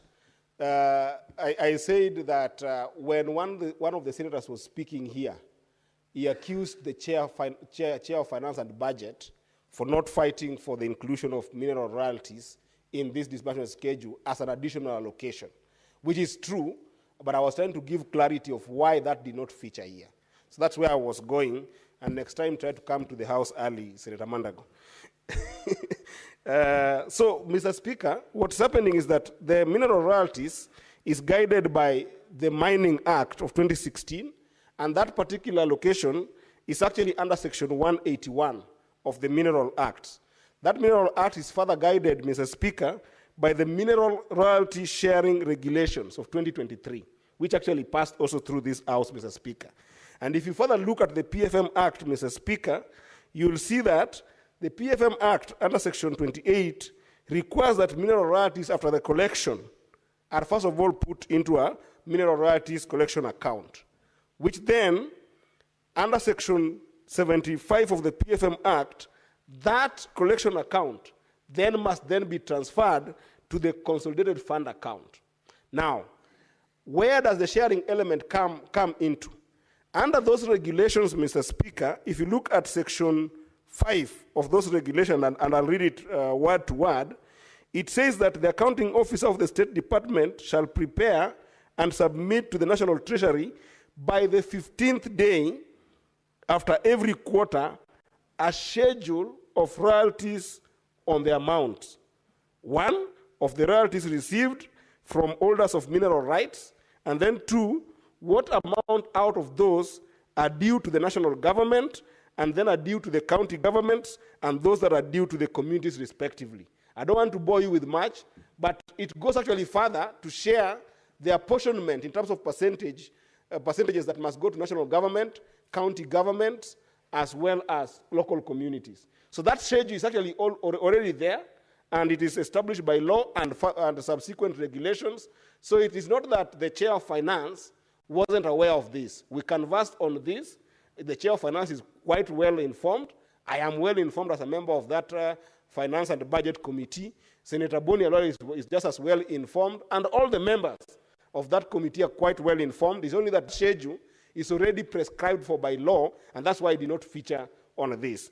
With that, Mr. Speaker, I want to support this schedule, and I want to encourage that we keep on fighting hard, that the National Treasury must not only share with us these schedules for us to pass, but they must honor this schedule to ensure that those monies go to the counties on time, and those monies reach our people just in the same spirit as the equitable share that is furthered with Article 219, that says that money must actually reach those counties in time, without delay and due delay, and in the measure that has been passed in this House. I support, Mr. Speaker, and I hope that we will go into a good ride with the National Assembly, as well as the National Treasury, in making sure that in future schedules, and actually in future county additional allocation resources, money will be allocated to UHC's workers to ensure that they are also included in this kind of schedule and can be able to get their money. I thank you, Mr. Speaker. Senator Abbas Mohammed. Thank you, Honorable Speaker. Honorable Speaker, I also want to join my colleagues to support the disbursement schedules for 2024-25. Honorable Speaker, this additional funds schedule is coming actually too late. That it's now end of May, and we have only 1 month for this fund. And it's actually very unfortunate. I was a member of the Committee of Mediation. And every year, whenever we are talking about the additional funds, we must also have a mediation team, a committee, which is very unfortunate. It is actually the high time this House will discuss on how best we can handle this money independently from the National Assembly. Because it's actually a deliberate move that this money delays always. And at times, the Treasury release funds to the counties very late. You see, money not being released for almost 3 months for a whole quarter. And members, and even the workers are not paid. I think the issue of releasing funds to the counties must be discussed in this Senate, and we must come up with a way that we can be able to achieve money in a given time, like any other institutions in the National Assembly, in the national government. Mr. Speaker, in the Schedule 1, my county has received almost 265 million. And one is the CAIBs. Mr. Speaker, the CAIBs, this is the county aggregated and the schedule back. I see so many buildings coming up in my county, very huge buildings. So asking myself, are these really a priority for me? Because even the industries, we don't even have cottage industries. So when you start with those big buildings, I fear that we will be having white elephants after completing those buildings. Because even we don't have even the product to put this place, I don't know we're going to use for storage of cereal boards like a cereal board. One other thing, Honorable Speaker, the money allocated to community health workers. The community health workers actually are poorly paid.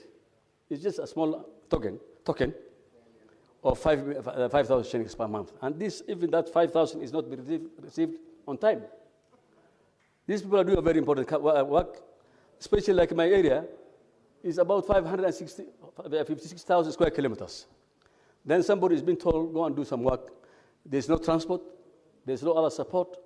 There's no even public means to go to some of these far-fetched places. And therefore, I'll urge the Finance Committee to look at this issue of the community health promoters, so at least we can be able to improve their allowances. As it is, actually, this is actually an abuse of the human rights. Actually, this is actually a human rights abuse, because you cannot send somebody to go and work for you, and then you don't even give him the necessary support, and even the little 5,000 shillings delays.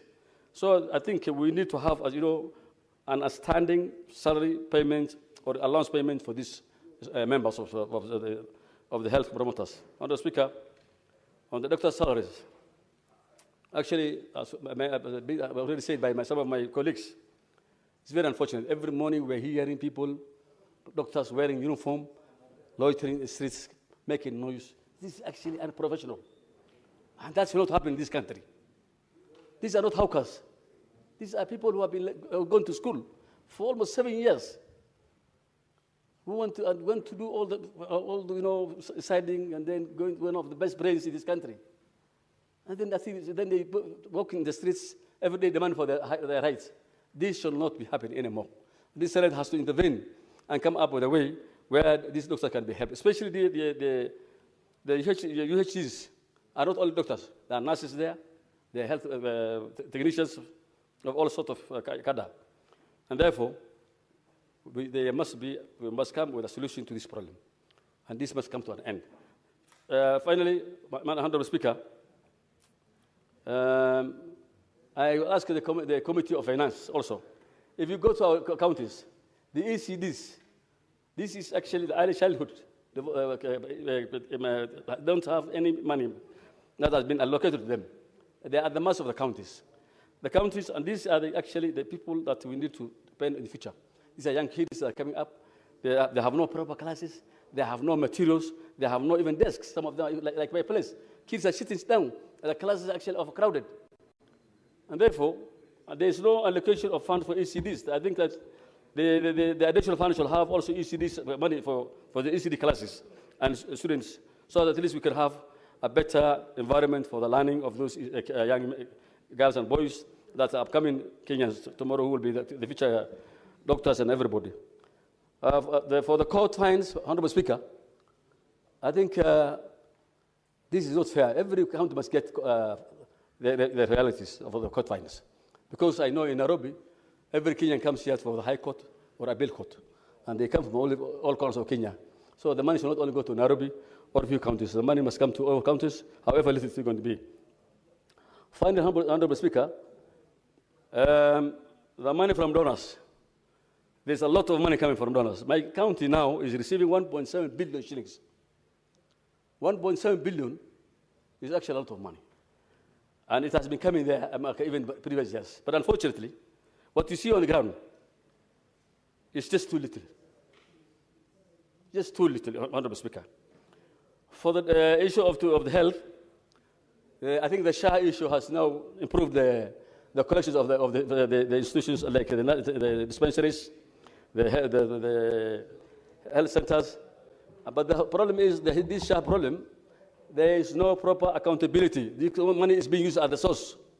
A lot of money is being collected, but there is no accountability, proper accountability, or that has been put in place. So I think for the FIF, this country must come up with a proper auditing and accountability so that this money is actually a lot of money that's coming to various, it has really improved.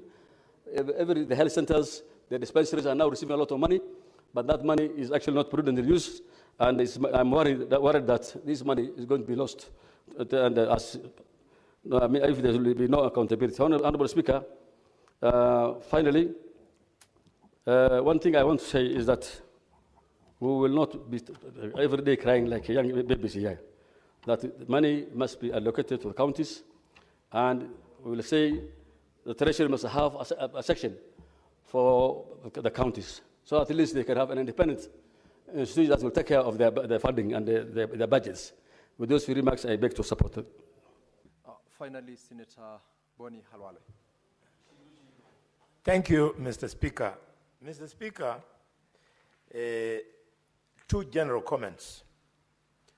The first one is that we have to carry the country with us.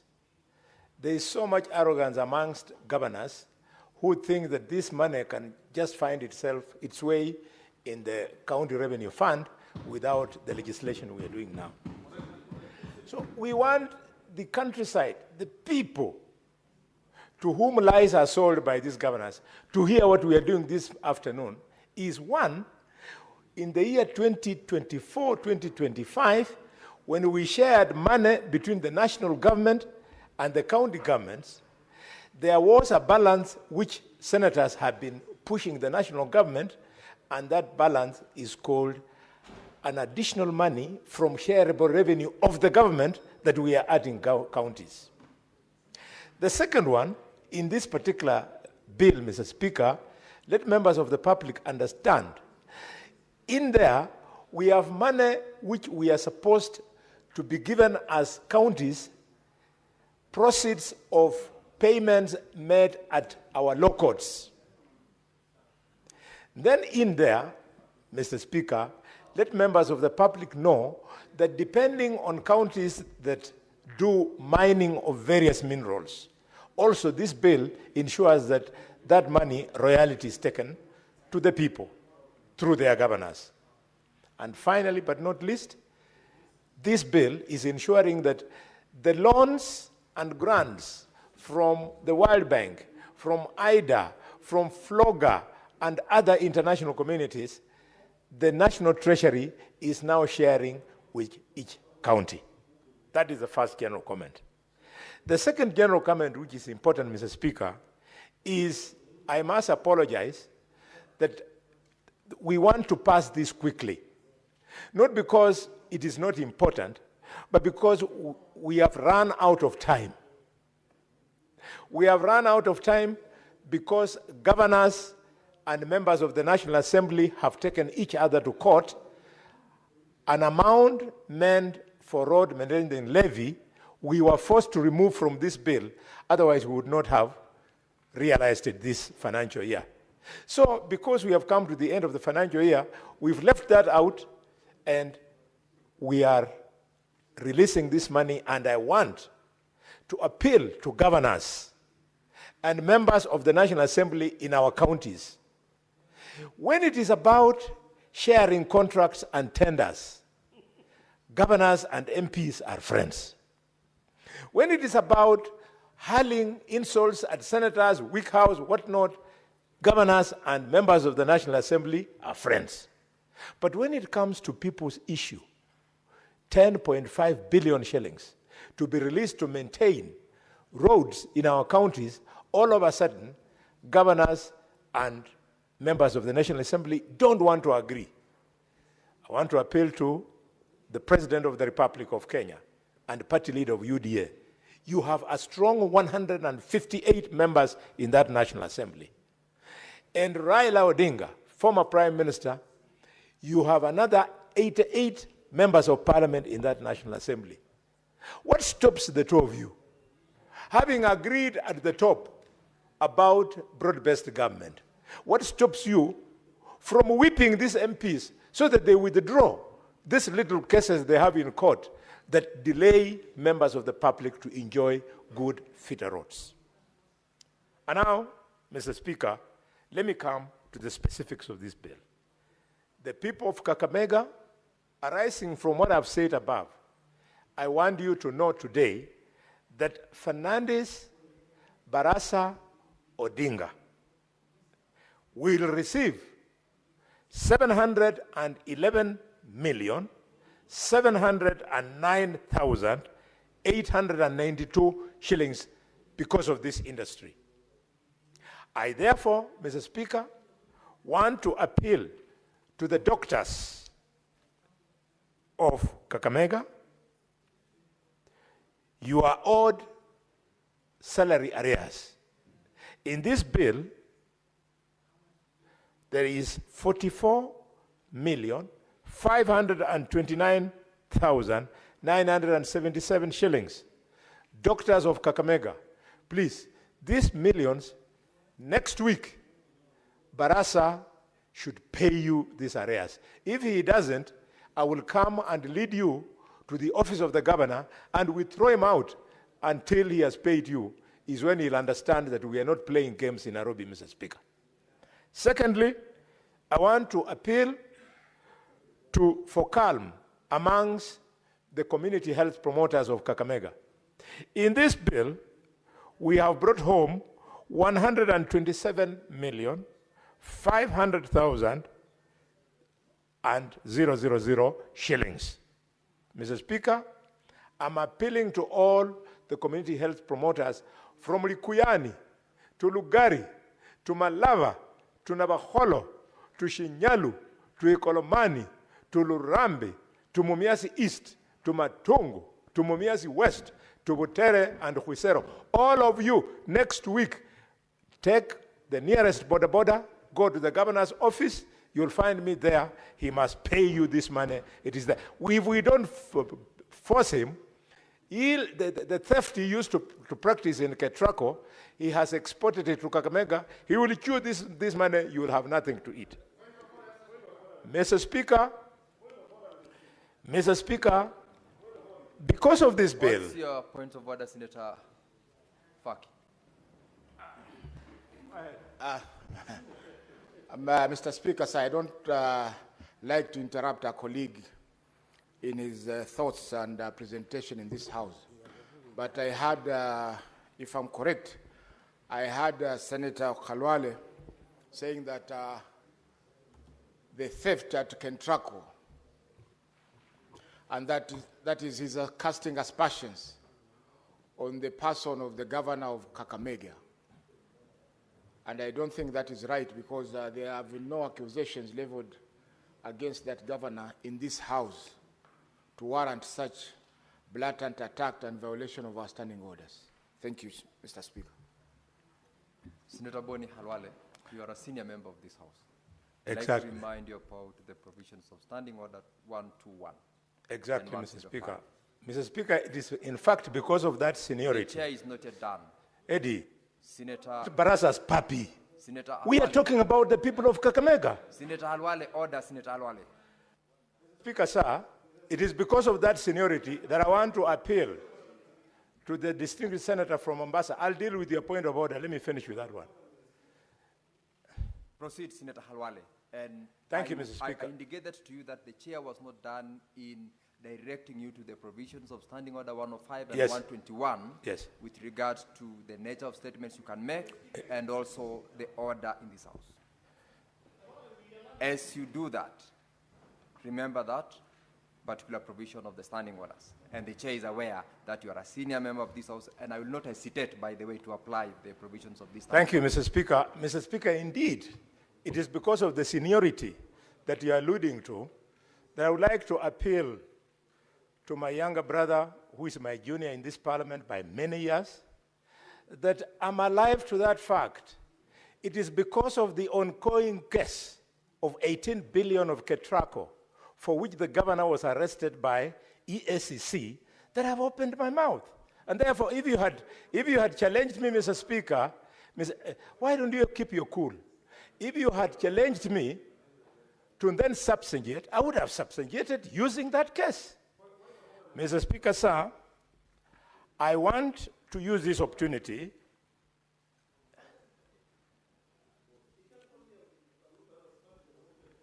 Mr. Speaker, sir, for this reason, I would like to appeal to the governor of Kakamega not to look far, to take a walk and go to Bungoma and talk to his brother, Governor Lusaka, and take a walk and go to Kitale and talk to his brother, Senator George Natembeya. Both of them are doing a sterling job to the extent, Mr. Speaker, that the governor of Bungoma has received money for the construction of the County Agricultural Integrated Park. Governor Natembeya has received, but Barasa has not received because he has not convinced the national government that he has played his part. He should learn from performing governors of our region.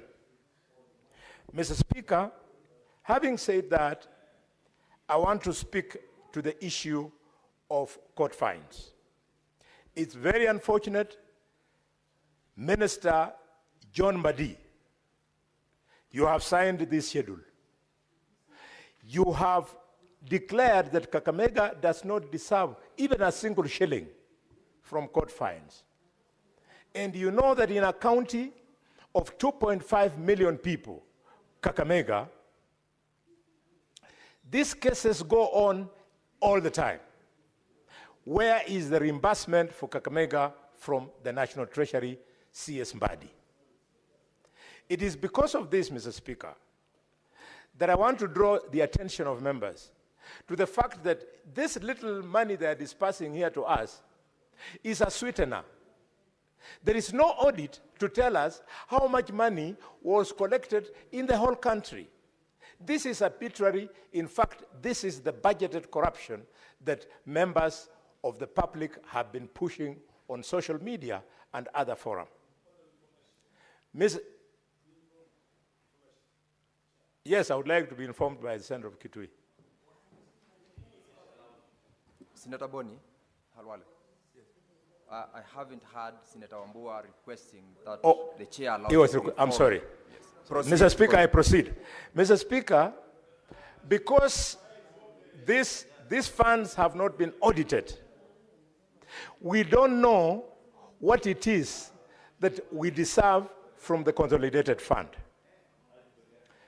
Because of this, Mr. Speaker, I want to propose to this House that we should bring the necessary legislation or amendments to the PFM Act to provide that we now have a clear-cut structure that separates appropriation in aid at the courts due to cases from county legislation. We separate it from cases due to national legislation. This appropriation aid, it is very easy, Mr. Speaker. All we have to do, just like we have a county attorney, we can also in this law provide that we have a county magistrate court for dealing specifically with cases arising from county legislation. And then money due to those cases is paid not into the consolidated fund, but it is paid into the county revenue fund. The moment we do this, Kitui will get her money, Kakamega will get her money, Nairobi will get its billions because it is too much money here. This theft at the national treasury that we are allowing, we must lock it with the necessary legislation. Mr. Speaker, if there is crime, then it is on royalties. There's so much gold in Kakamega that in his wisdom, the president has led his cabinet in recognition of that gold to construct the first and only gold refining factory in East Africa, in Kakamega. Mr. Speaker, the factory is under construction at Mwitambiza Market in Ikolomani. We want, Mr. Speaker, members, just you'll have your time to debate. Let me flow. I've already been offended by the rude interruptions from your side. Senator Boni Halwale. Yes. As you continue, I've just been notified by the Hansard that Senator Cherargei order. The Hansard, Senator Boni, has just confirmed the reference by yourself to Senator Eddie's intervention that you actually made reference to him not being Governor Barassa's puppy. As you proceed, you must withdraw and apologize on that reference. That yes, Mr. Speaker, you need to do that. Indeed, I used the word puppy, but because sometimes I attempt to speak clear English, I said, Senator Boni Halwale. Mr. Speaker, the chair has directed that you withdraw and apologize for that reference before you proceed with your submissions. Yes, I want to do that, but I want to clarify what I said. I have... Order, Senator Cherargei. Order, Senator Cherargei. Order, please. Chair, I will not kill by explaining what I said and then apologize. Continue. Yes. Mr. Speaker, sir, I am not so unreasonable as to call a colleague a puppy. I said, you are not Governor Barassa's puppy. That's what I said. And if that word means in English that I call him a puppy, I withdraw and apologize. I would never call a colleague a puppy. Mr. Speaker, sir, it is because of this abundance of gold in Kakamega that the president has afforded us with his cabinet, with his government, to construct a gold refinery in at Mwitambiza Market. At Mwitambiza Market in a Kolomani constituency. Mr. Speaker, this is being the case. How on earth can the Treasury pretend that in this particular year, Kakamega did not deserve a single cent from minerals? And yet, now as we speak, if you go to Rosterman, 24/7, people are mining. Mr. Speaker, if you go to Imwiritsa village in Shinyalu, 24/7, people are mining. If you go to Isulu, if you go to Malinya, if you go to Shikoe, if you go to Lirembe, if you go to Masienze, people are mining gold 24/7. Mr. Speaker, do you like to be informed, Senator Boni, by the Honorable Senator Sotsi? Yes, Senator Sotsi is my younger brother. I can... Mr. Speaker, I was listening to my senior and neighbor, Senator Halwale, very keenly. This weekend, I had an opportunity to visit the place where the refinery is being constructed. And it's a big complex. That place, all the gold in this country, including from my own county, will be refined there. But, Mr. Speaker, our counties, including Kakamega are not getting any money, any royalty. I think it's important that we get an explanation. And one explanation, Mr. Speaker, is that the Ministry of Mining has entertained illegal dealers in gold in our region. And therefore, their gold goes into people's pockets and not the government, and therefore we cannot get royalties. Something has to be done about it. That is true, and I thank you for that reminder. Mr. Speaker, these matters are so serious to some of us because the resources God gave particular counties are meant to help the counties to come out of poverty. Today, Mr. Speaker, if you go to River Lukose, which down the line becomes River Yala, Chinese have even come with a boat. They are mining with a boat. And when the villagers go to complain, the provincial administration then fights the villagers. These Chinese, I had kept quiet because I'm tired of fighting these people since they get protection from the government.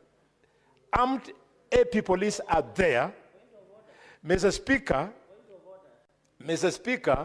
what's your point of order, Senator Cherege? Mr. Speaker, I raise understanding 105 on accuracy of facts. When the senator, my good neighbor, states that the government is protecting them, what does he mean? I agree that issues of minerals are very emotive. Can he substantiate what he means? Because if the government is protecting an illegality, then it is very unfortunate. Then we need evidence of the same so that we can know in government who is protecting these individuals who are frustrating his people in terms of getting value for their mineral. Is it in order? He's a good Englishman. He should have said may, not shall. You have raised your point of order, Senator Boni Halwale. Mr. Speaker, with due respect to my neighbor, my time, if I could be allowed, my time had been eaten by standing orders. My point of order. Your time will lapse upon the lights going off, definitely. Spend the remainder of the time to conclude. I was just appealing so that I conclude this very important point. Spend the remainder of time to conclude. Thank you. Mr. Boni. Mr. Speaker, I stand by that statement because I have been severally tear-gassed in Kakamega when I'm the senator of Kakamega now and leader of, not leader, and majority whip. I have been tear-gassed when we are fighting the police, protecting Chandragold and these Chinese. And right now, Mr. Speaker, as I speak, the Chinese have finished eating all our dogs, and now one of them I arrested 2 weeks ago, Mr. Senator Boni Halwale, your time is up. Order, Senator Boni Halwale. Order, Senator Boni Halwale, your time is up. I'll allow the last person to contribute in that Faki so that we call upon the mover to reply. Mheshimiwa Spika, asante pia kwa kunipa fursa hii kuchangia msaada wa kupeleka fedha katika kaunti zetu, Mheshimiwa Spika. Mheshimiwa Spika, kwanza naunga mkono mswada huu, na yangu mimi atakuwa mafupi kwa sababu wengi wameshaweza kuchangia na singependa kurudia. Mheshimiwa Spika, jambo la kwanza ni kwamba ipo haja hivi sasa kuwa na sheria ambayo itasaidia kaunti zetu kuweza kupata zile fedha ambazo zinapelekwa kwa serikali kuu lakini baadaye zinarudi kwa serikali za kaunti. Kwa mfano, Mheshimiwa Spika, faini zinazotozwa katika mahakama zetu za makosa ambayo yanahusiana na sheria ambazo zinasimamiwa na kaunti. Mheshimiwa Spika, kwa mfano sheria za ujenzi, sheria za wale wanaouza bidhaa rejareja bila vibali na sheria nyingine kama hizo, Mheshimiwa Spika. Pesa hizi, Mheshimiwa Spika, zinalipwa kwa serikali, alafu serikali inakaa nazo kwa zaidi ya mwaka mmoja. Baadaye ndio wanapeleka mswada bungeni, bunge liweze kukaa likapitisha. Kwa mfano hizi ambazo zinapelekwa mwaka huu ni pesa ambazo zilikusanywa mwaka 2022, Mheshimiwa Spika. Kwa hiyo ipo haja, Mheshimiwa Spika, pesa hizi ziweze kwenda moja kwa moja katika akaunti za kaunti ili ziweze kutumika kwa ule mwaka ambao zimeweza kukusanywa. Jambo la pili, Mheshimiwa Spika, ni zile royalties ambazo pia zinalipwa katika akaunti zetu. Mheshimiwa Spika, nitakupa mfano wa Base Titanium. Base Titanium walikuja Kwale wakachimba madini, mpaka sasa wamefunga. Lakini zile pesa ambazo zililipwa kwa serikali kuu, Mheshimiwa Spika, hazijaweza kwenda katika serikali ya kaunti ya Kwale, wala zile kamati ama jamii ya Kwale ambao uchimbaji ule ulifanyika.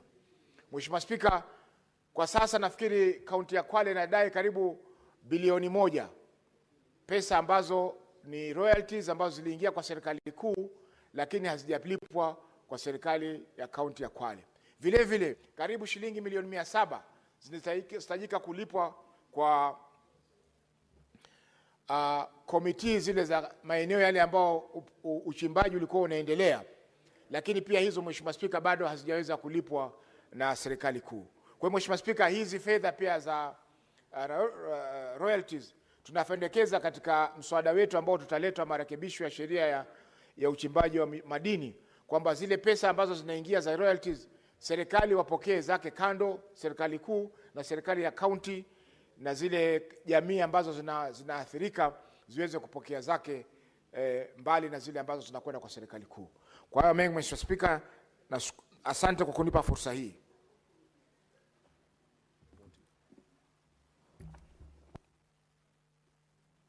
Senator Olekina already yes, I'm seeing from the dashboard there is a request by Senator Olekina, who already contributed to this. Honorable Senators, there being no other member, I call upon the mover, the chairperson of Finance Committee, to reply. Senator Proba.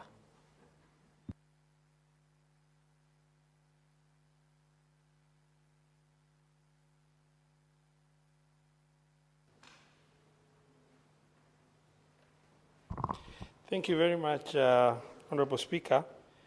I rise to reply, and I want to extend my appreciation and contribution to the Honorable Senators who have really contributed to this schedule.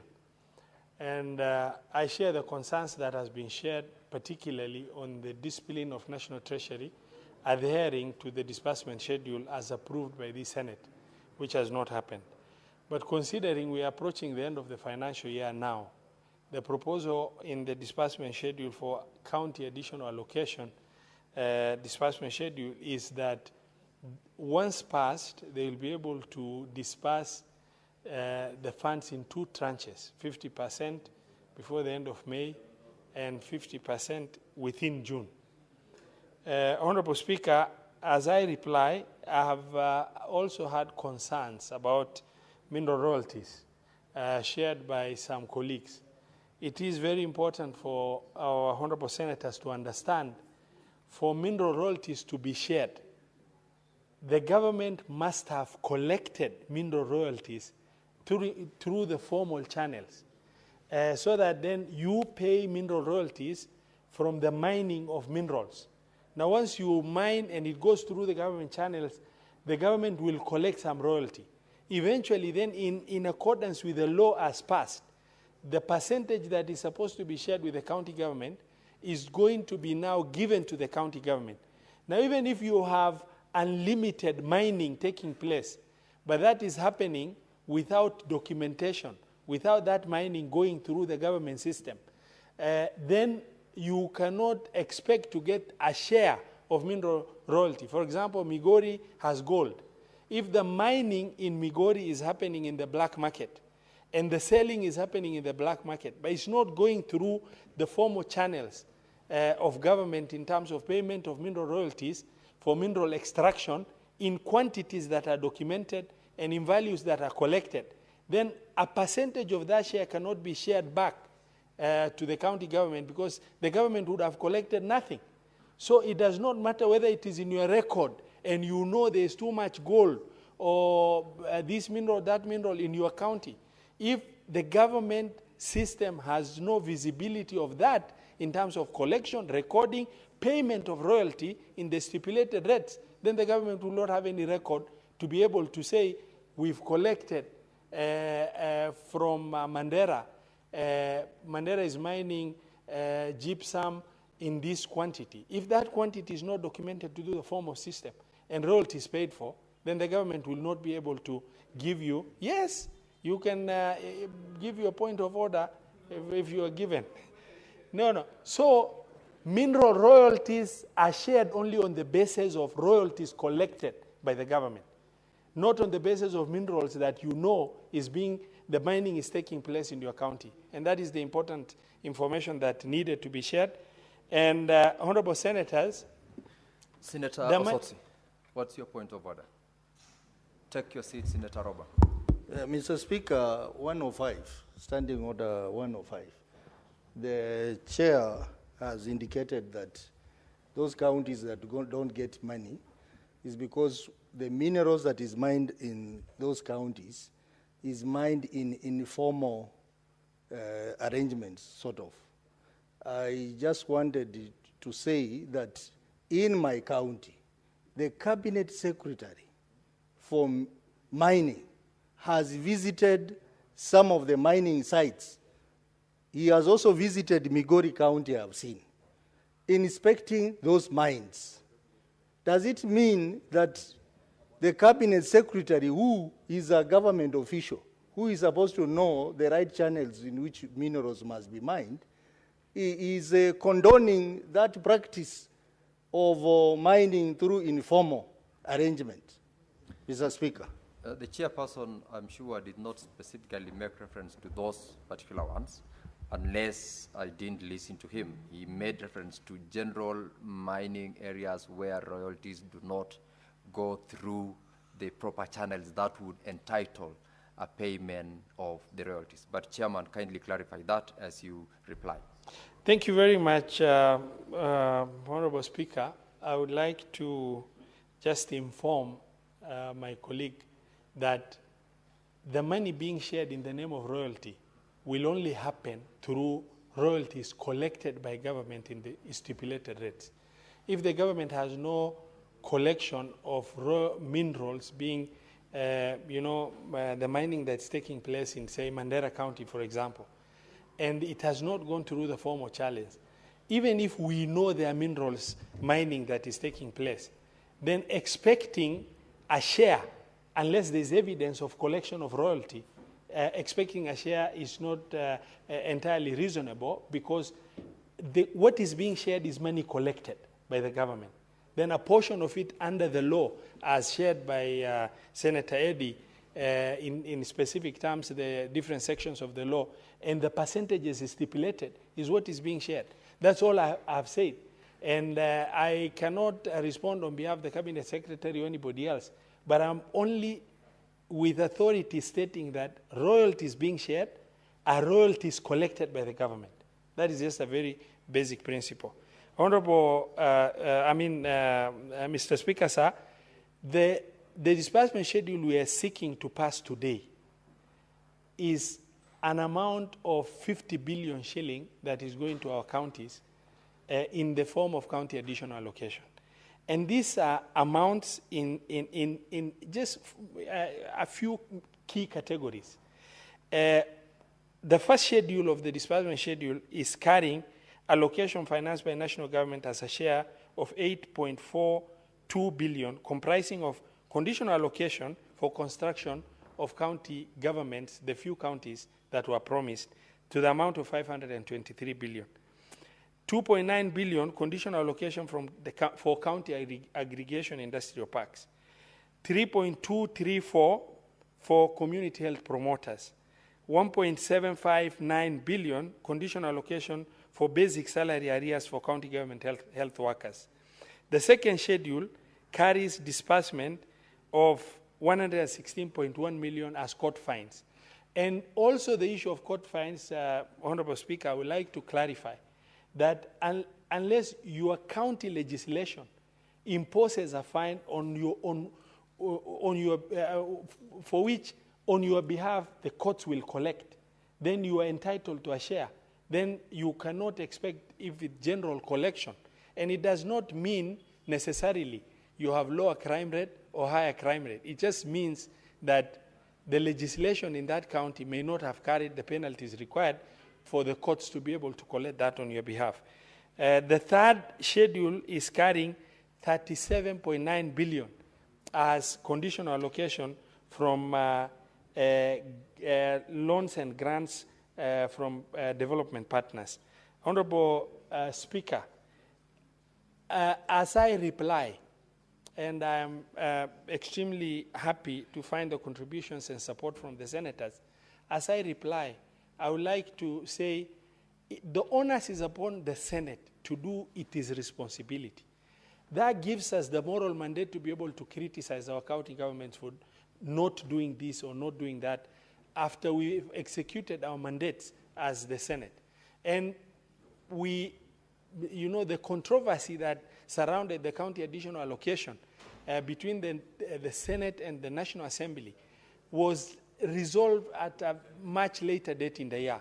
And we will only do a lot of, you know, diligence by way of approving this county additional allocation disbursement schedule in order to make sure that I know that because these are conditional grants, most of these grants are covered under a special purpose account differently for each donor-funded unit. So the money is not going to be lost. Even if the county governments cannot absorb it, the money is going to go into the special purpose account for the specific grant. And thereafter, they will be able to include it into their budgets by end of June 2025, and be able to use it now as appropriated, but the money will be with them for them to be able to spend in line with the conditions that are given. Honorable Speaker, I beg to reply and request that the putting of the question be... I beg to reply. Thank you. Honorable Senators, we are moving to division, and Sergeant at Arms, could you please ring the quorum bell for 5 minutes?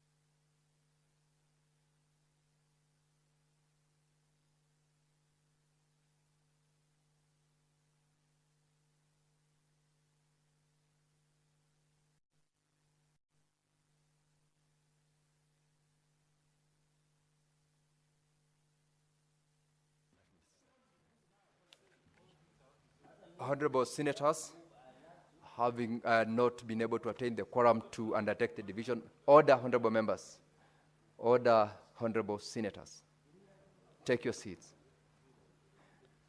Chairman Finance, go back and comply with the orders. You can't cross the floor the way you have done.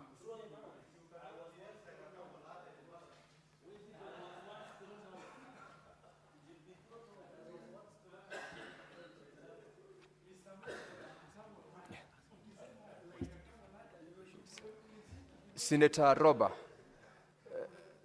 order, honorable senators. Senator Roba, please proceed to request that we defer putting of the question on this particular bill, having not been able to attain the quorum to undertake the division.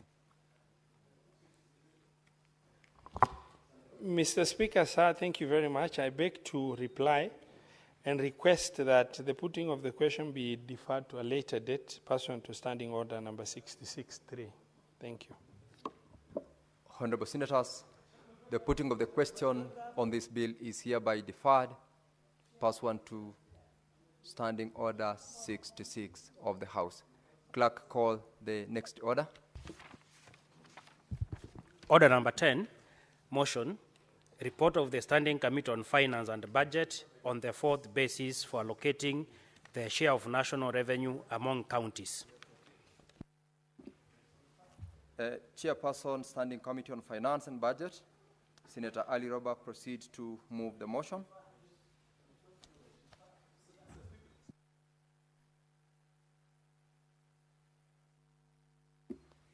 Give the mic to Senator Omogeni. Yeah, Mr. Speaker, sir, on that particular order paper, we had other discussion with the Majority Leader and Chair of Finance to allow that we do further consultation before that motion is moved. I'm saying so, Mr. Speaker, because last time we were holding a Kamkunji, we were disrupted in the middle when the Right Honorable Prime Minister Raila Odinga walked into the chamber to address the senators. So we didn't conclude. So I wanted to get more time. We have a framework where we can go back to our deliberations so that we can be able to conclude. Chairman was in the Kamkunji. He knows that our Kamkunji was disrupted. We never concluded the engagement. So I'm asking, Mr. Speaker, in line with the discussion that we had with the Majority Leader, that order paper be stepped down to allow us to conclude the discussions that we had during the Kamkunji.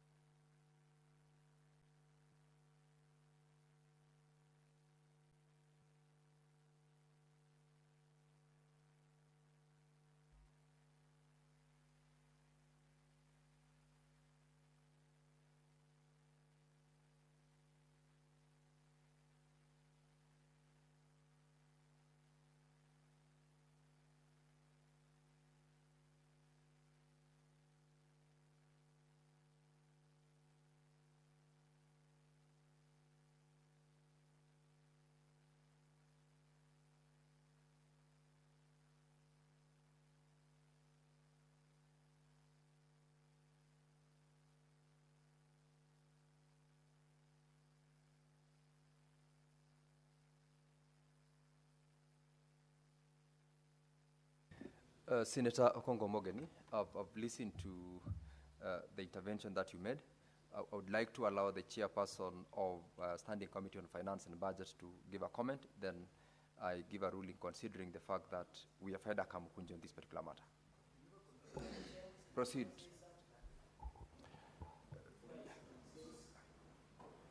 On the same subject, Senator Cherargei? Very well, go ahead. Thank you, Chair. In the inside of history of revenue formula in this House, I want to agree with Senator Okongo Mugeni. We had not concluded the last time we had Kamkunji under your guidance, Speaker. So it is important if we can take time off and defer this matter, come when we have concluded, because we don't want a protracted, you know, some of us, myself, Wambua, Senator Wambua, Senator Faki, Senator Okongo Mugeni, was in the last session. And you remember, the fight was so protracted until some of the colleagues were arrested and detained, and some were intimidated and blackmailed. So, and there was a division in this house that was very unfortunate. Even it divided the country. And I know the former governor of Mandera and the current senator is fully aware because he was also in the mix. So I want to challenge and request him with the indulgence, let us have a common ground. I know there are smaller counties who feel that they still to be need part of the conversation, like Vihiga, like Elgeyo Marakwet, like Nyamira, like Isiolo, so that we can have a convergence point. So I want to request the chair of finance, a man with a big heart, a principal, and the UDM party leader, to sit ground and allow us to still have a conversation, so that when it comes to the floor of the House Majority Whip, we have a consensus. Because if he moves today, I'll have a contrary view, you will have a contrary view. So, Chair, can we request deferral so that we could take? Chair, can you rule this majority leader out of order? He should be thrown out.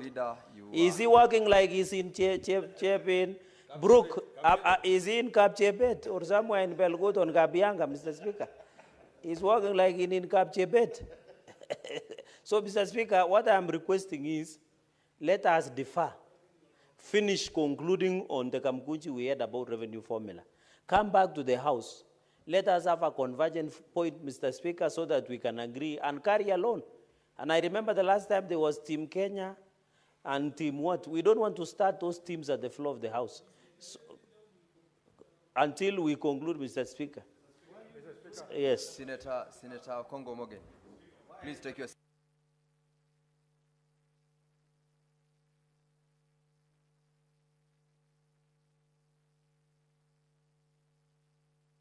Order, honorable members. I want to give directions on this one.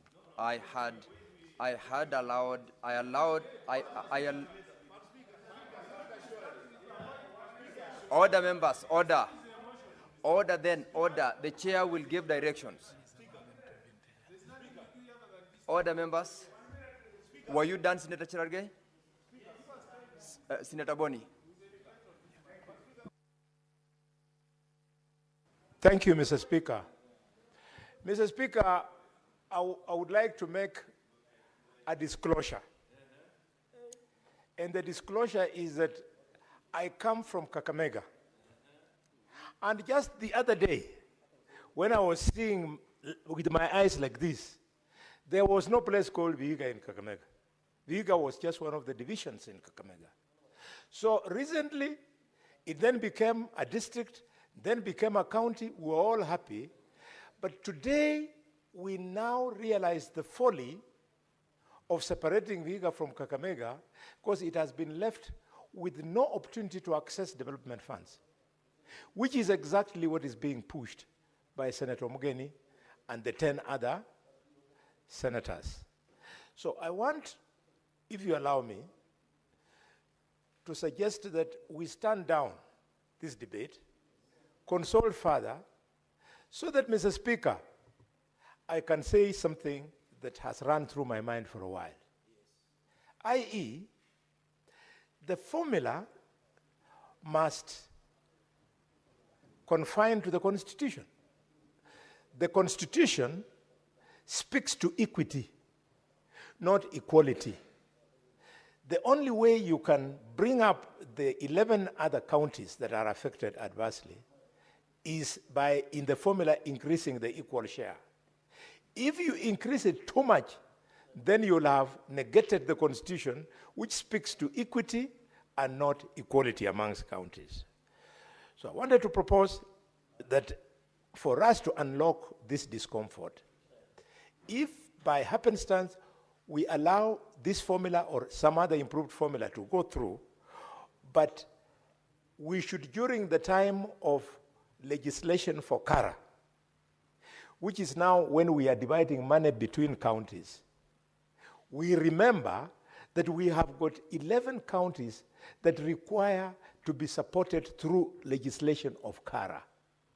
By that I mean, Mr. Speaker, for example, if the share of revenue will be 465, there's nothing that can stop us from pulling out of 65, ring-fencing 11 billion, one for each of those 11 counties, so that they are all starting above 6 billion, and then we share. Through legislation, Mr. Speaker, it's doable.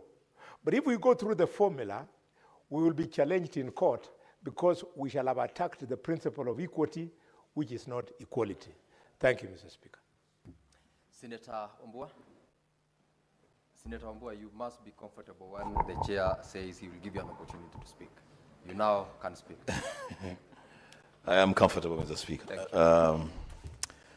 So, Mr. Speaker, a bit of institutional memory.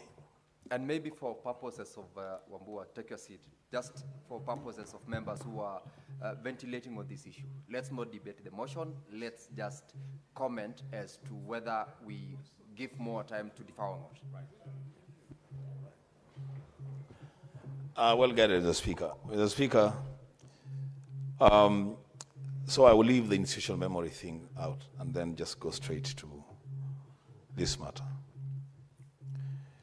There's a reason, Mr. Speaker, why we had agreed on a Kamkunji. And the reason was that we wanted to consult among ourselves informally, so by the time then we move the motion, then we have taken a position and we just fast track the passing of the motion. Mr. Speaker, on the day that we aired our Kamukunji, we were doing well. We were doing well, but then we had another business.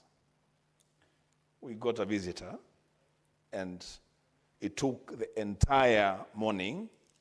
And so where we stopped at the time that we received the visitor, we did not go back there, so we could conclude the informal consultation. Mr. Speaker, my view, taking up from where Senator Alwale has left, is that let us take a little more time, not just to idle around, but to consult. Let us be purposeful about consulting and agreeing on a best way forward so that when we meet, then we will not have divisions and people coalescing around teams, Team Kenya, which other team. We don't want those teams anymore, Mr. Speaker. We just want to have one team. Yes, there is a team devolution. Then it even got to a point, Mr. Speaker, that people had to buy specific ties for identity, for purposes of identity. And Jariot is the one who actually went to shop for those ties. He saw the ties and brought ties of people who are now calling themselves Team Kenya. Mr. Speaker, let us just take a little more time so we can agree on this. I thank you. Senator,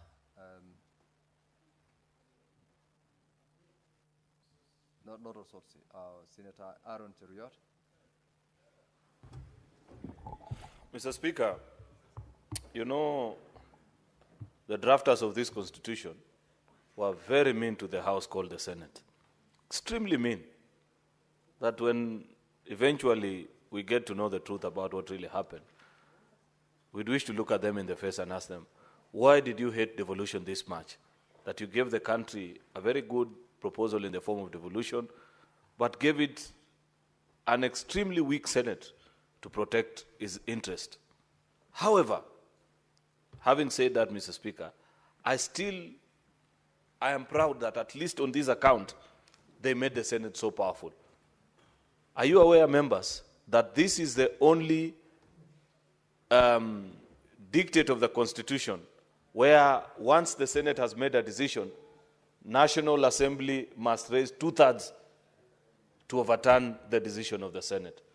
So it's a power, Mr. Speaker, Madam Speaker, my apologies, I note the change, that we must use judiciously and with a lot of wisdom, Madam Speaker.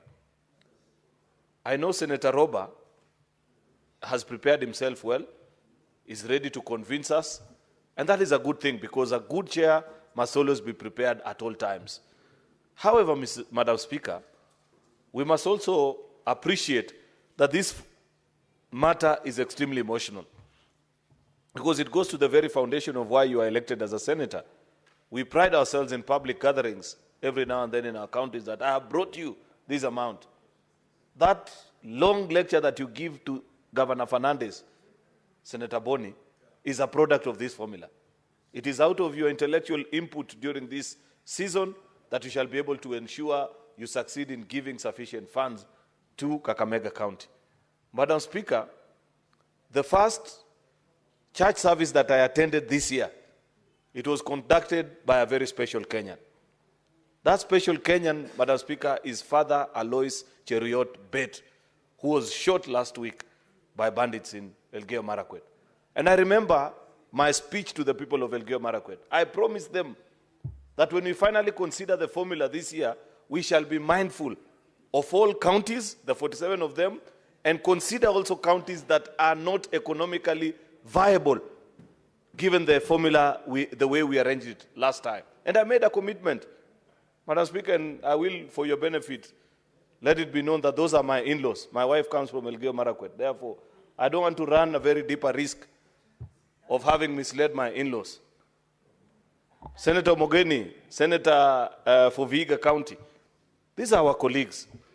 If they feel that there is something they can convince us in a session where, unfortunately, the same way Senator Wambua has narrated, unfortunately, on the day that Senator Roba was supposed to convince all of us, fortunately, we had a very important guest who we could not turn away.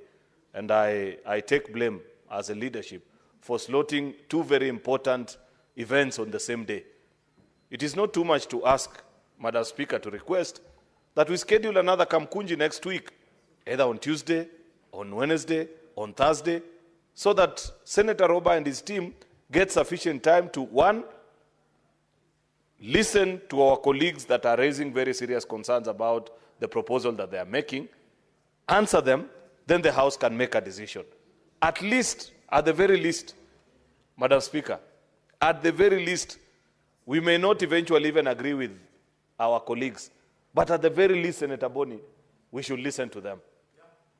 It's not a must that we will eventually agree, but at least grant them the opportunity to come and try and convince us as a House that there is a way through which, if we are to follow this process, Madam Speaker, then eventually their people will feel sufficiently represented, and, Madam Speaker, their people will also feel that the Senate of the Republic of Kenya listen to their plea.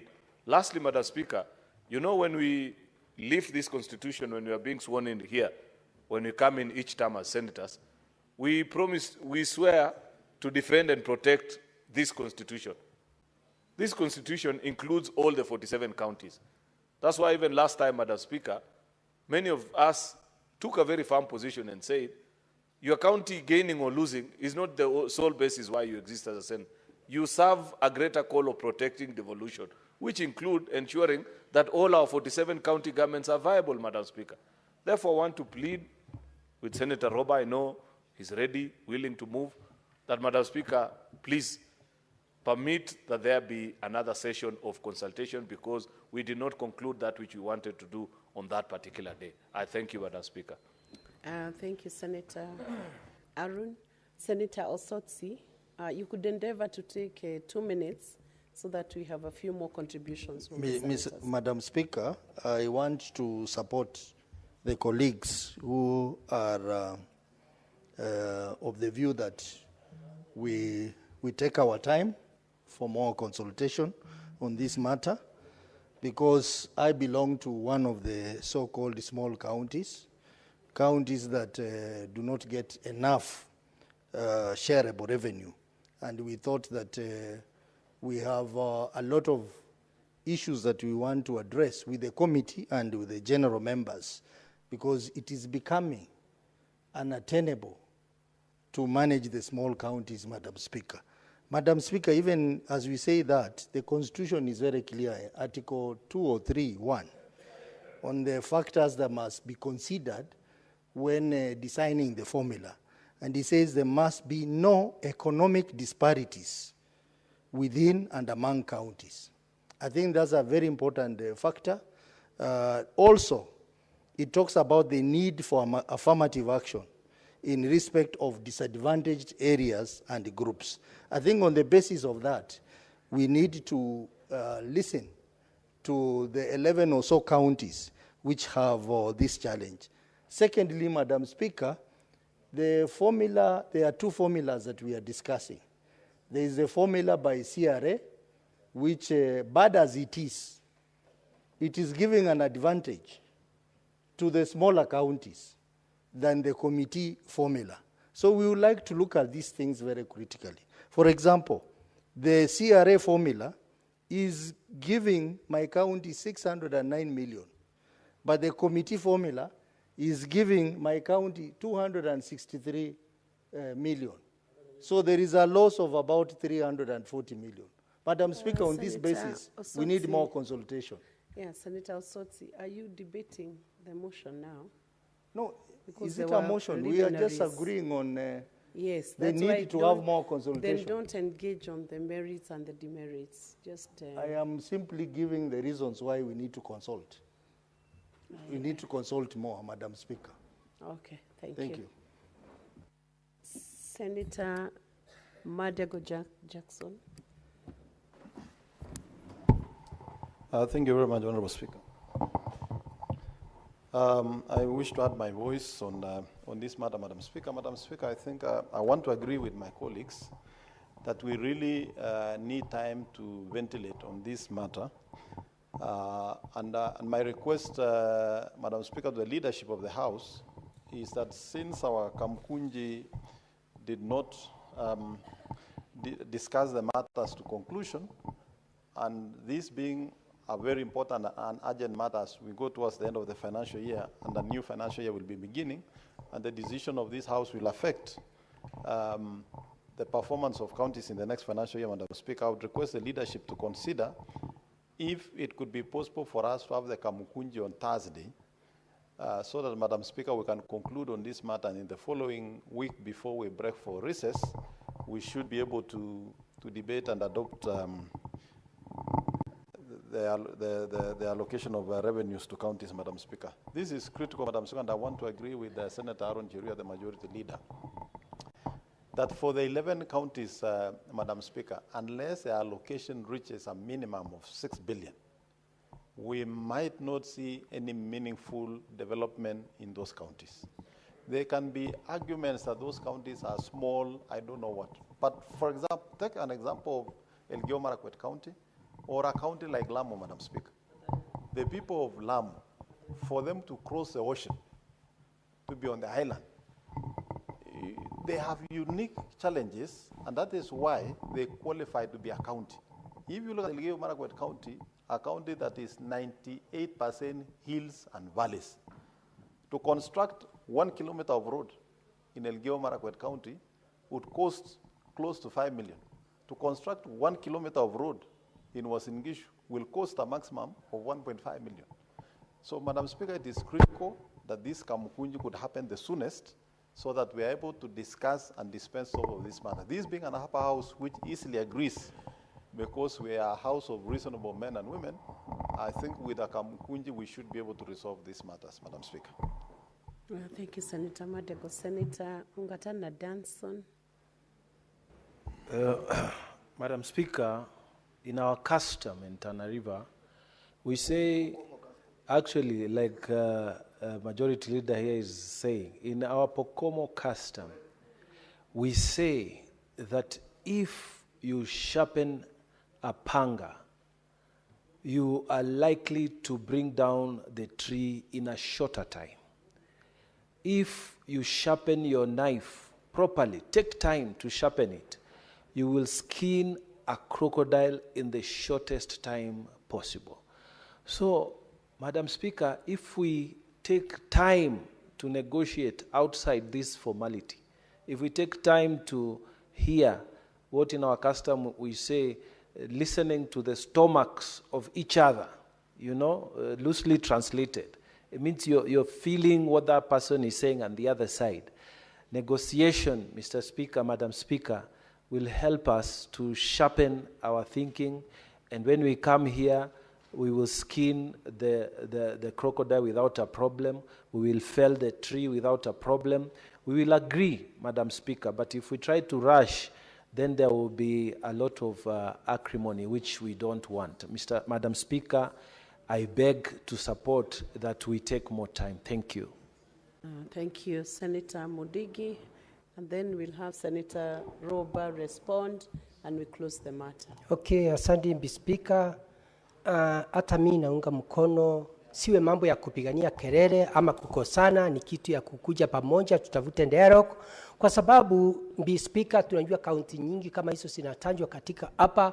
Embu County ni moja ya zile county, na ningeomba tu wakati kamati watu tutakaa chini pamoja tuelewanwe, county yote ambaye haijafikisha bilioni 6 iweze kitu ya kwanza kaunti zote zipatiwe bilioni 6, alafu mambo ya kuelewanwa ianze hapo, ndio tuweze kuinua zile kaunti kutoka kwa ile mgao ya pesa, kwa sababu tunajua Mr. Speaker, wakati mambo ilianza ya devolution kulikuwa na mazungumzo ati kaunti zile asikuwa sinajiweza zipatiwe hela nyingi, ndio wakati mmoja kaunti zote zitakuja pamoja, ndio siweze kuelewanwa, ione vile economy ya zile kaunti inaweza kufanyika. Kwa hivyo Mr. Speaker, mimi nikiwa senator wa Embu County ningeomba tutafute mambo ya kuelewanwa, ndio tulete kaunti zote 47 pamoja, ndio kutoka kaunti zote sianze hiyo bilioni 6, alafu hizo zingine siweze kuona kaunti itakapatiwa pesa na mradi. Kwa hivyo Mr. Speaker, mimi naunga mkono mambo ya kuelewanwa nikiwa senator wa Embu County Alexander Mudigi. Asante Mr. Speaker.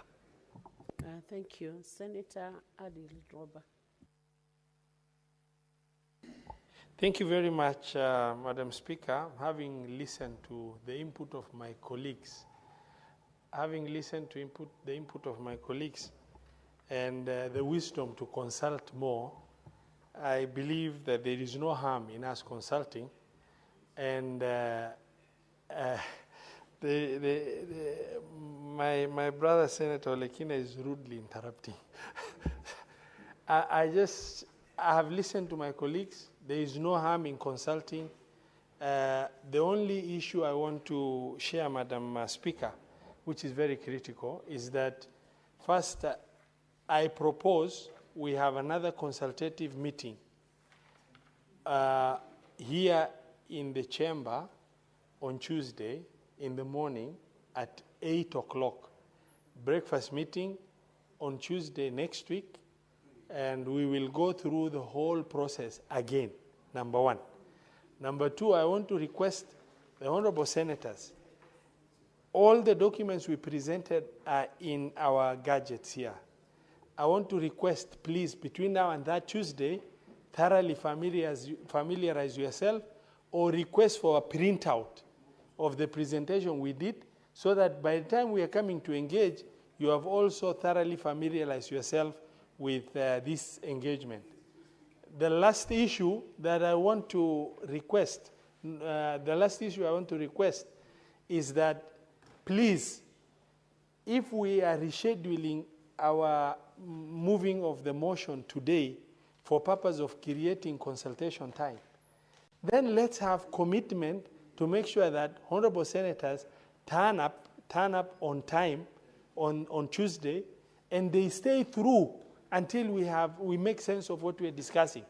The challenge we have is that we will reschedule, and come Tuesday breakfast meeting, people will have, maybe a few people would have turned up for that engagement. And then when we come to moving the motion, people will say we still need to get engagement time. You must have the commitment to come on that Tuesday at 8. You must also have thoroughly familiarized yourself with the report of the committee and what we presented.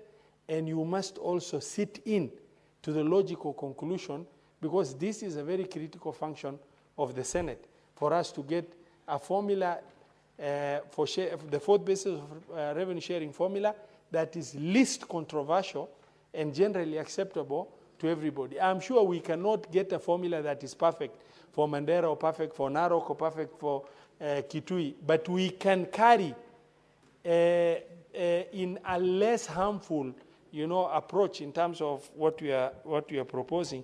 Madam Speaker, I I beg to support the discussion that has come forth, and there is no harm in our brother Senator Lekina to also give 1 minute input before maybe you can guide further.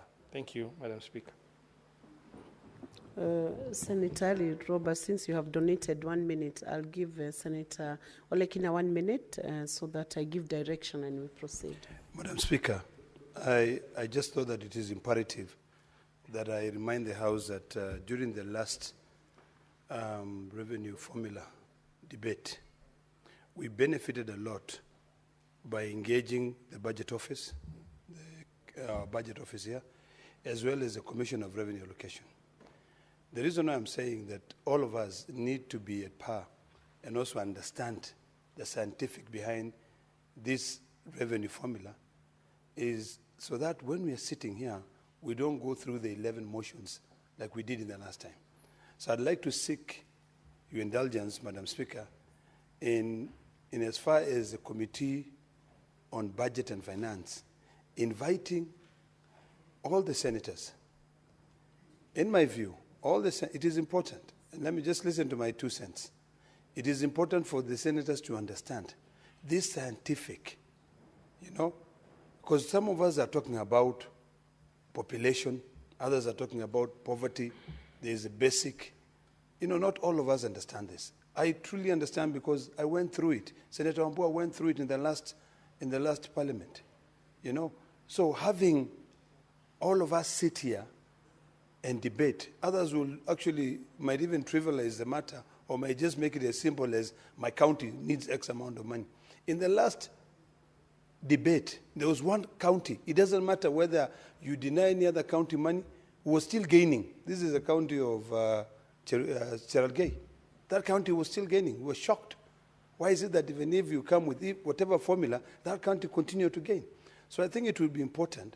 If we do not engage CRA, we sit with our parliamentary budget office. When we sit with our parliamentary budget office, let them walk us through.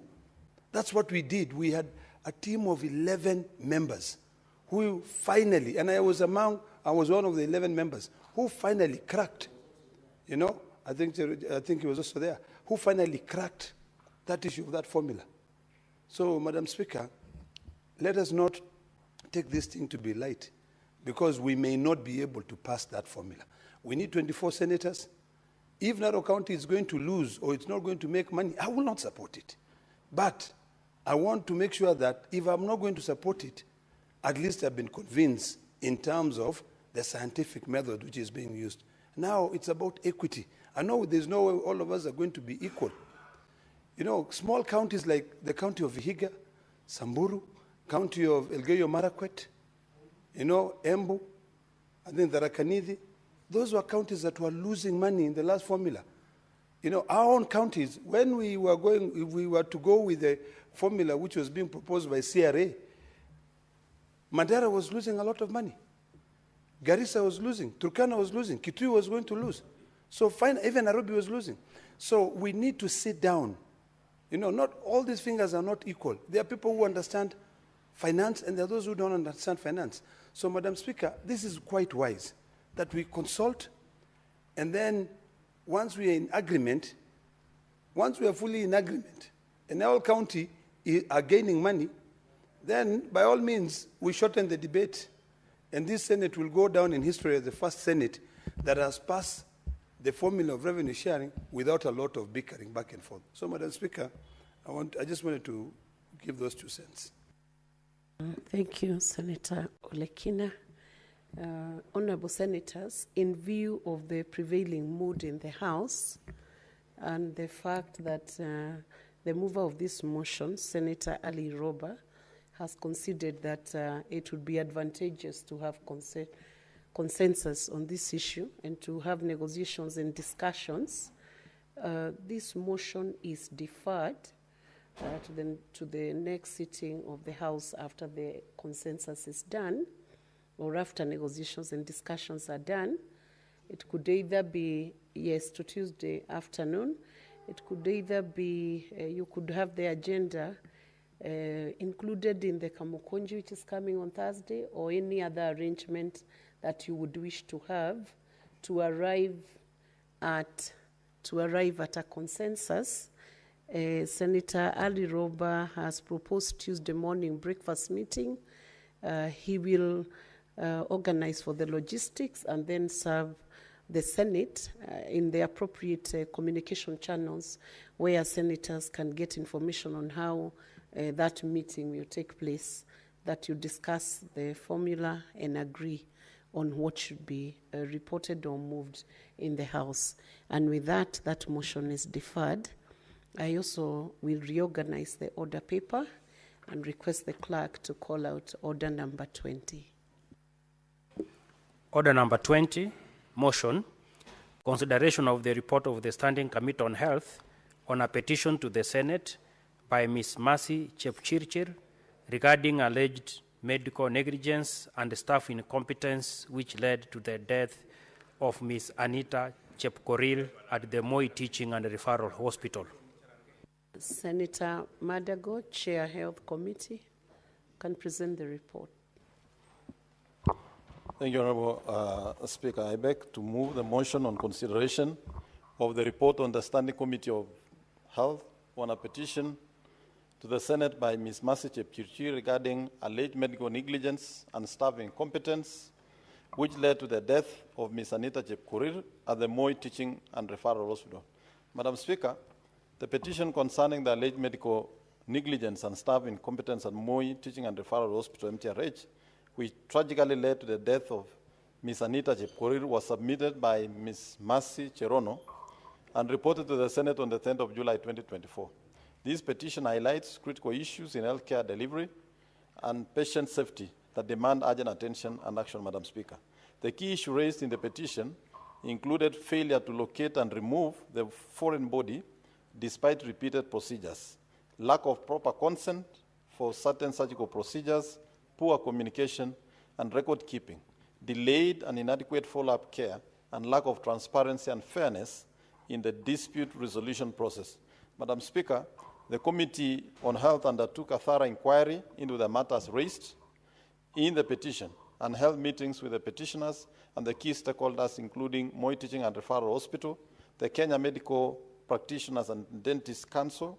The committee further sought written submissions from the Ministry of Health.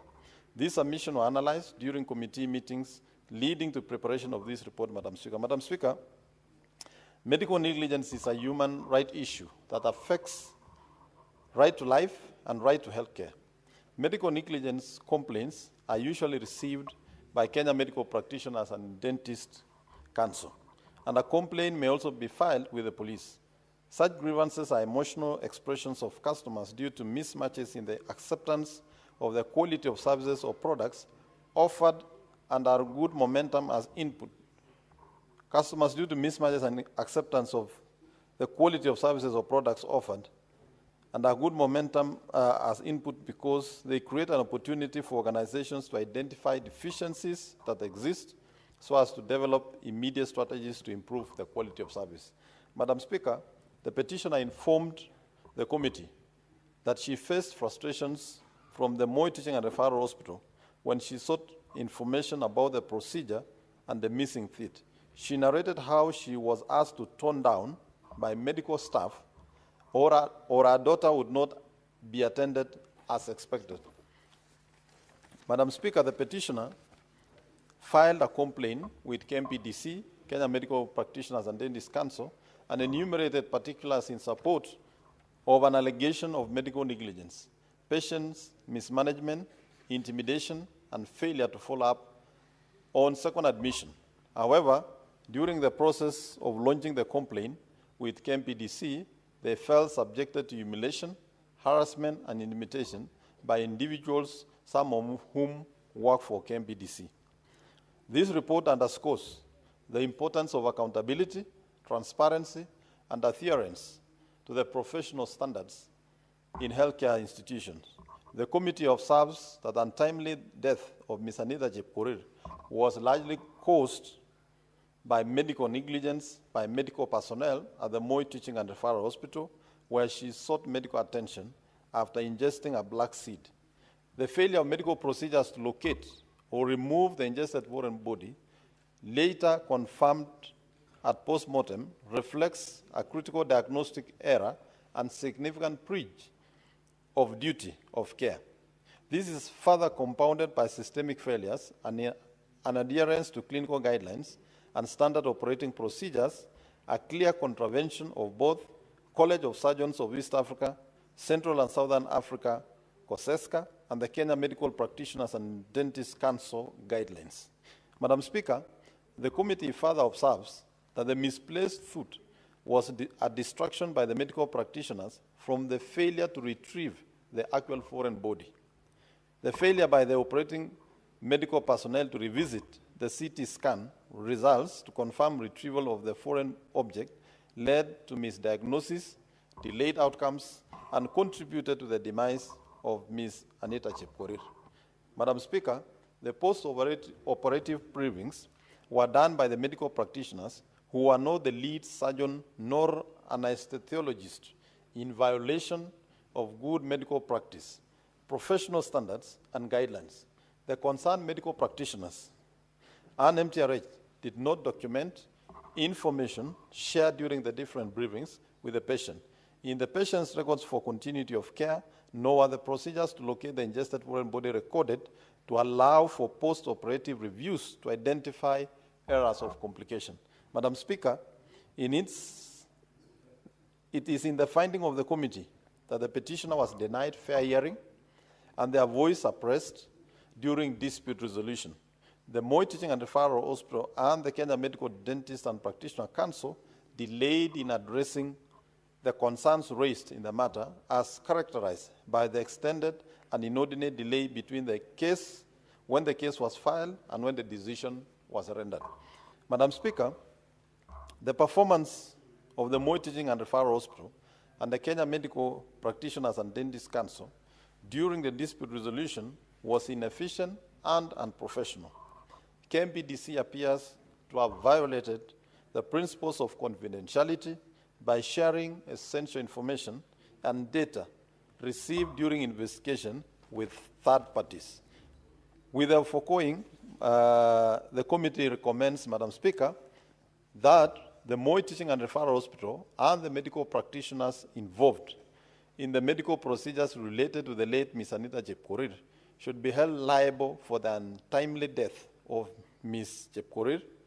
Consequently, the family of the late Ms. Chepkorir should be compensated for the damages caused by the negligent acts of both medical practitioners and the Moi Teaching and Referral Hospital from the medical indemnity insurance. 2, that the Moi Teaching and Referral Hospital should, within 3 months of tabling this report, establish clear protocols for surgical procedures that ensures all operations and critical medical procedures are conducted under the supervision of the qualified medical specialists, and all post-operative briefings are conducted by the lead surgeons to ensure accurate communication with patients and their families about the procedures and outcomes. 3, the Kenya Medical Dentists and Practitioner Councils should, within 3 months of tabling this report, issue a caution or reprimand in writing to all medical practitioners involved in the timely death of Ms. Anita Chepkorir, in line with the provisions of Section 26A, and investigate the professional conduct of the officers in its legal department who are responsible for mismanaging and delaying investigations of the issues raised in this petition, and report on the disciplinary and or administrative actions, if any, that will be taken to hold those culpable accountable. Madam Speaker, fourthly, the Kenya Medical and Dentist Practitioner Council should review its disciplinary procedures to ensure full compliance with Section 26G of the Medical Practitioners and Dentists Act, which requires fines to be imposed in addition to other appropriate disciplinary measures, and create a formal patient advocacy program within the healthcare facilities to assist families in navigating complaints and grievances related to medical care, and provide support in understanding medical procedures, rights, and available records in cases of perceived negligence. Madam Speaker, the fifth is the Kenya Medical Dentists and Practitioner Council should develop standardized protocols and mechanisms for investigating reported medical negligence cases that outline the steps to be taken timelines for investigation, and the criteria for evaluating evidence. Further, that a decision of such cases should be rendered within 6 months of reporting, and investigation should involve independent oversight and families of the victims to ensure transparency and accountability. Madam Speaker, on behalf of the committee, I wish to extend my gratitude to the committee members for their diligence, commitment, and insightful contributions to this inquiry. I also thank the petitioner and all other stakeholders who provided valuable input during our investigation. It is my hope that this report will serve as a catalyst for meaningful reforms in the healthcare delivery and inspire confidence among citizens in the institution entrusted with their health and well-being. As I conclude, I wish to sincerely thank the Office of the Speaker and Office of the Clerk of the Senate for the support they extended to the committee during execution of this mandate. Madam Speaker, I would request, Madam Speaker, even as I conclude on this report, Madam Speaker, I would wish to say that this report has also informed, and I think will advise the healthcare. Honorable Senator, I do not think you have a right to do any debate on it. Okay. Move it. So, Madam Speaker, I beg to move and request Senator Mundigi to second. Senator Mundigi. Speaker, hakuna masaa ya kuzungumzia, lakini naunga mkono kwa kamati kwa ile kazi ilifanya nzuri. Mama mtoto aweze kulipwa pesa, na pia mambo ya madaktari iweze kusikua njia ile inafaa, ndio iwe funzo kwa madaktari wale wengine. Kwa hiyo Speaker, naunga mkono na kamati mmefanya kazi nzuri. Asante Speaker. Second, can you second the report?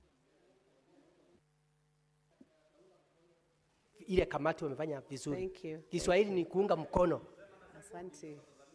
Na Asante. sekondi. Na sekondi. Thank you, Senator Mudigi. It's duly seconded.